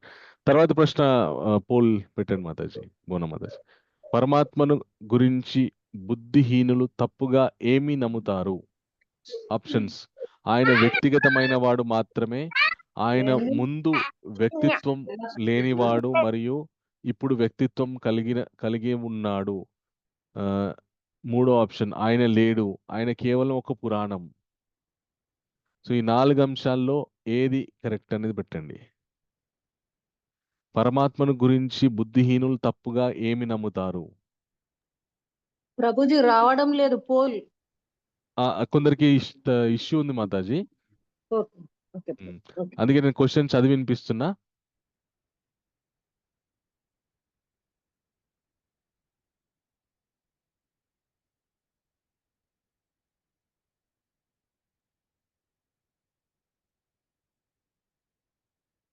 So బుద్ధిహీనులు భగవంతుని ఏమని నమ్ముతారు? ఆయన ముందు వ్యక్తిత్వం లేనివాడు మరియు ఇప్పుడు వ్యక్తిత్వం కలిగి ఉన్నాడు, ఆయన లేడు, ఆయన కేవలం ఒక పురాణం, ఆయన వ్యక్తిగతమైన వాడు మాత్రమే.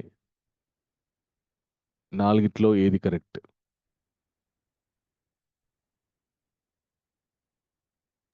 డి ఆప్షన్ ప్రభుజీ అనుకుంటున్నా.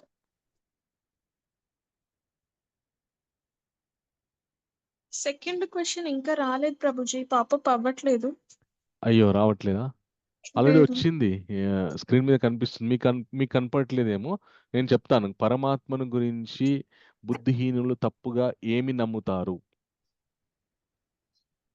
ఆయన ఆప్షన్ వ్యక్తిగతమైన వాడు మాత్రమే, మొదటి ఆప్షన్. రెండో ఆప్షన్, ఆయన ముందు వ్యక్తిత్వం లేనివాడు మరియు ఇప్పుడు వ్యక్తిత్వం కలిగి ఉన్నాడు. ఆప్షన్ 3, ఆయన లేడు. ఆప్షన్ 4, ఆయన కేవలం ఒక పురాణం. త్రీ ప్రభుజీ. ఓకే, సో మీ ఆన్సర్ ఏదైనా కూడా చాట్ బాక్స్ లో పెట్టండి. ఓకే ఓకే, రిజల్ట్ డిస్ప్లే చేయండి మాతాజీ. కరెక్ట్ ఆన్సర్ డిస్ప్లే చేయండి. కరెక్ట్ ఆన్సర్, ఆయన ముందు వ్యక్తిత్వం లేనివాడు మరియు ఇప్పుడు వ్యక్తిత్వం కలిగి ఉన్నాడు. అయితే బుద్ధిహీనులు ఏమని అనుకుంటారంటే భగవంతునికి యాక్చువల్గా ఒక స్వరూపం లేదు, కానీ ఇప్పుడు మాత్రమే ఒక స్వరూపం తీసుకొని వచ్చారని ఒక భ్రమలో ఉంటారనమాట. అలా కాదనమాట. భగవంతుడు ఎప్పుడు కూడా తన సస్వరూపంతోనే ఉంటాడు. సో ఆప్షన్ డి కూడా కొంతమేరకి, ఆప్షన్ సి కూడా కొంతమేరకు కరెక్టే. సి కూడా కరెక్టే కదా ప్రభుజీ? కొంతమేరకి కరెక్టే. ఓకే ప్రభుజీ. నాస్తికం. ప్రభుజీ మాకు సిడి కనబడలే ప్రభుజీ. అయ్యో, బి ఓకే. పెట్టాం. బి పెట్టాం. మేమైతే సో బి బి అని ఎవరైతే పెట్టినాం రెండో ఆప్షన్ ఎవరైతే పెట్టారో, 2, 3 ఎవరైతే పెట్టారో వాళ్ళు 2 అయితే కరెక్ట్, 3 కూడా మాకు ఒక రెండే ఎవరో కనిపించినాయి కరెక్ట్. అంటే మేము బి పెట్టినాం Prabhuji. Okay okay okay Mataji. Prabhuji third question ఉందా మాతాజీ? ప్రభుజీ రాంగ్ అని పెట్టారు కదా ప్రభుజీ, ప్రభుజీ. అక్కడ లేడని పెడితే కరెక్ట్, రాంగ్ అది. థర్డ్ క్వశ్చన్, మాయ అనే ద్వంద్వాల నుండి విముక్తి పొందిన వారి గురించి ఏమి చెప్పబడింది? 4 ఆప్షన్స్. ఫస్ట్ ఆప్షన్, వారు పాపపు చర్యలలో పాల్గొంటారు. సెకండ్ ఆప్షన్, వారు సంపదను కోరుకుంటారు. థర్డ్ ఆప్షన్, వారు దృఢ సంకల్పంతో పరమాత్మను సేవిస్తారు. వారు అజ్ఞానులుగానే ఉంటారు.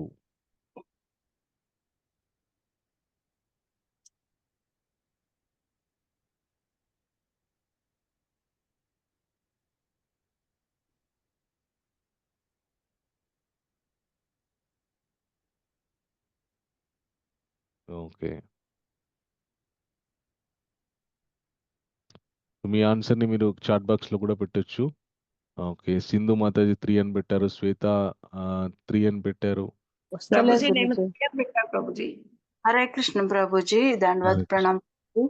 హరే కృష్ణ. ఇందాక వచ్చింది కానీ ఇప్పుడు రావట్లేదు Prabhuji. Third question Prabhuji. Maybe technical issue ఉంటుంది మాతాజీ. మీరు చాట్ బాక్స్ లో పెట్టండి. కవిత కే మాతాజీ కూడా 3 అని పెట్టారు. 3 ఆన్సర్ 3 సార్. ఓకే మాతాజీ. రావట్లేదు ప్రభుజీ. ప్రభుజీ యోగేశ్వర కూడా 3 అని పెట్టాడు. ఓ థ్యాంక్ యూ ప్రభు, థ్యాంక్ యూ. భారతి పెరుమాల్ మాతాజీ 3 అని పెట్టారు.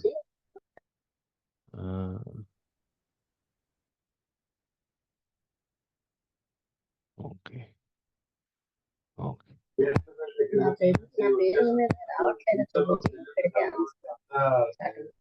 చాట్ బాక్స్ లో టైప్ చేయండి మాతాజీ రాకపోతే. ఓకే, సో పేరు ముందే పెట్టాను కదా పాయింట్, అది మీ ఆహా, అది రావట్లేదు.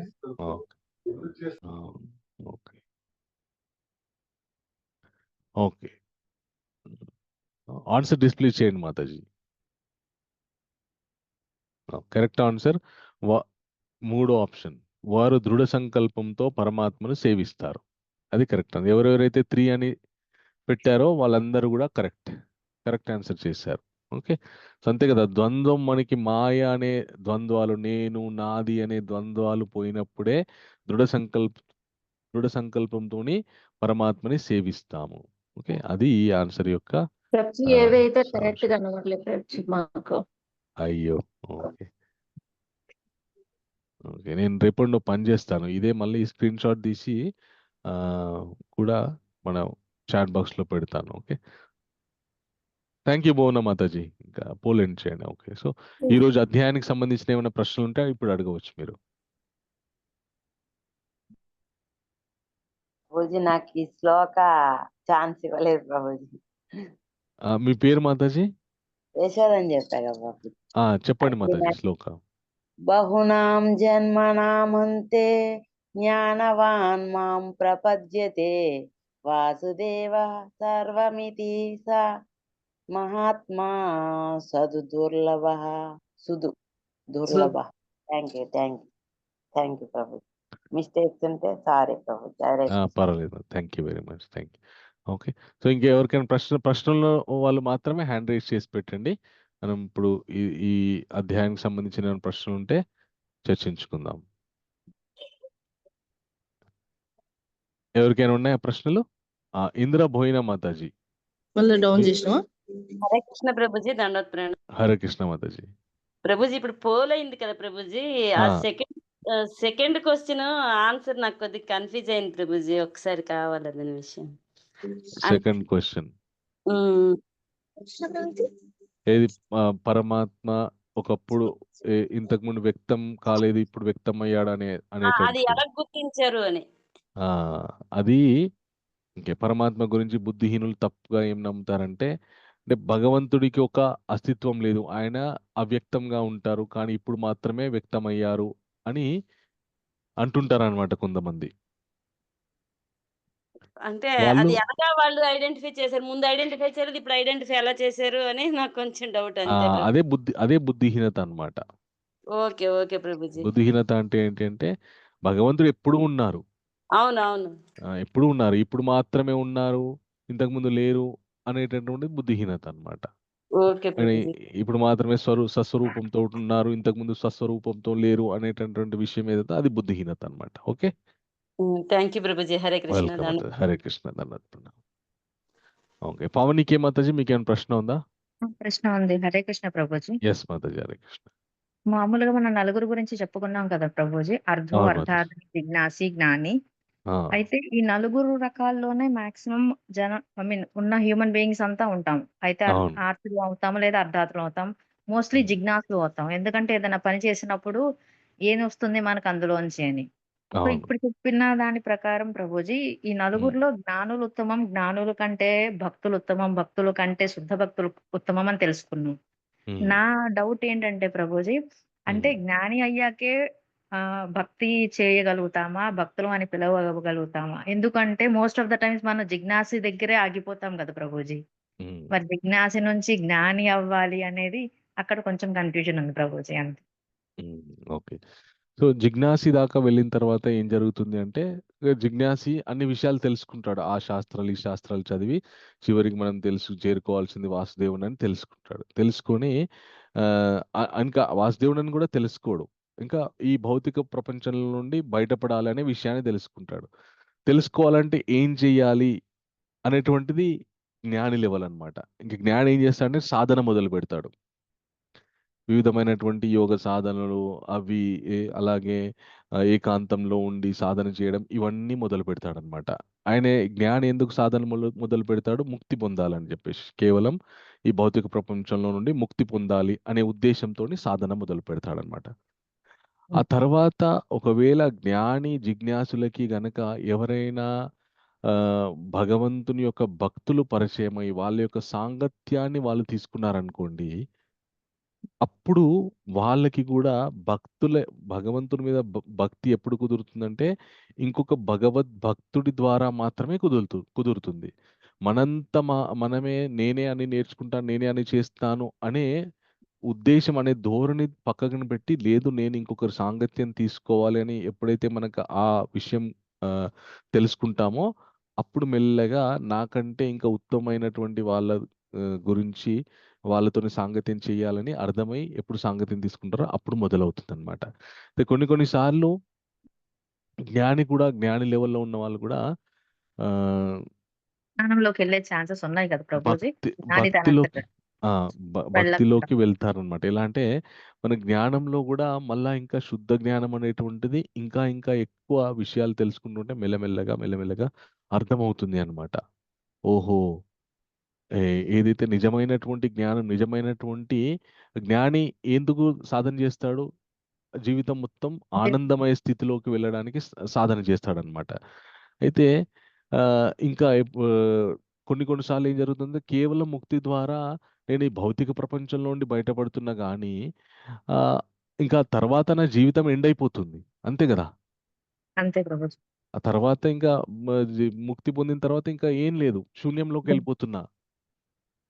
అంటే అది కరెక్టేనా? అది ఎంతవరకు కరెక్టు? అనే ఆలోచన వచ్చినప్పుడు మెల్లగా లేదు అంతకంటే ఇంకా అతీతమైనటువంటి విషయం ఏదో ఉంది.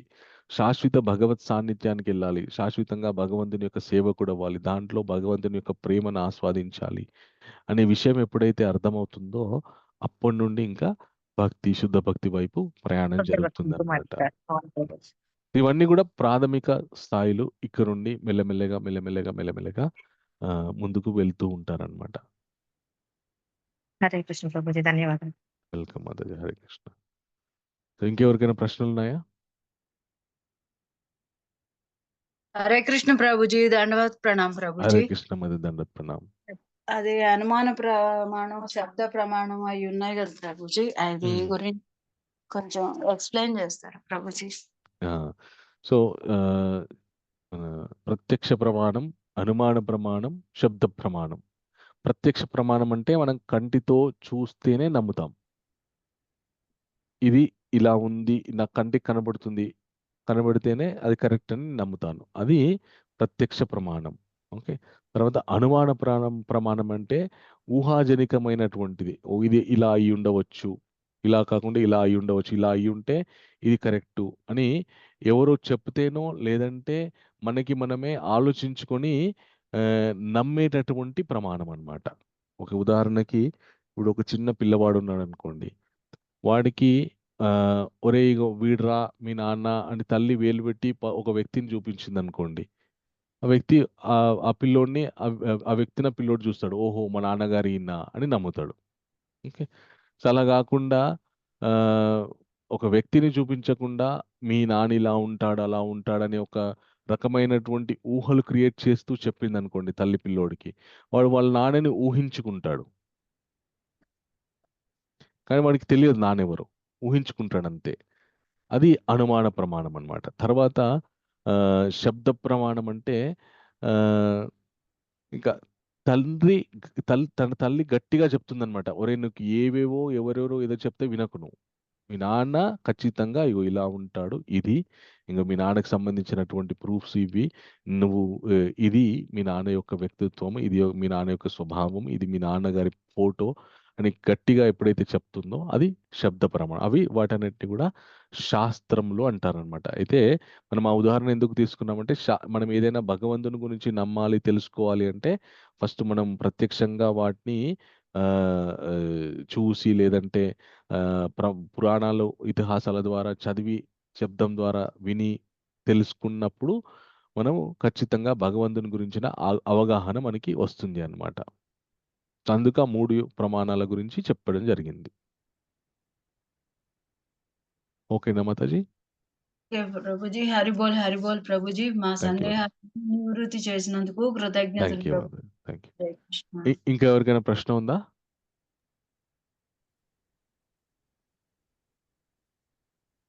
ఓకే. చాలా సంతోషం అండి. సో రేపు కూడా మనం 8 గంటలకి చక్కగా అష్టమోధ్యాయాన్ని పారాయణ చేయడానికి మనం అందరం కూడా సమావేశం అవుదాం. సో నేను చెప్పినట్టు అష్టమోధ్యాయం ఖచ్చితంగా వినడానికి రండి. వీలైతే మీరు ఎవరైతే బాగుండాలని కోరుకుంటారో వాళ్ళని కూడా క్లాస్లో జాయిన్ చేయించడానికి ప్రయత్నం చేయండి. ఎందుకంటే అష్టమోధ్యాయం చాలా మానవ జీవితంలో వినవలసినటువంటి భగవద్గీత, మొత్తం భగవద్గీత మానవ జీవితంలో కనీసం ఒక్కసారైనా వినాలి. అష్టమోధ్యాయం ఇంకా ముఖ్యమైనది. ఎందుకో రేపు తెలుస్తుంది. ఓకే. హరే కృష్ణ. మళ్ళీ రేపు 8 గంటలకి అందరం కలుసుకుందాం. హరే కృష్ణ. వంచాకల్పతరుభ్యశ్చ కృపా సింధుభ్యశ్చ పతితానాం పావనేభ్యో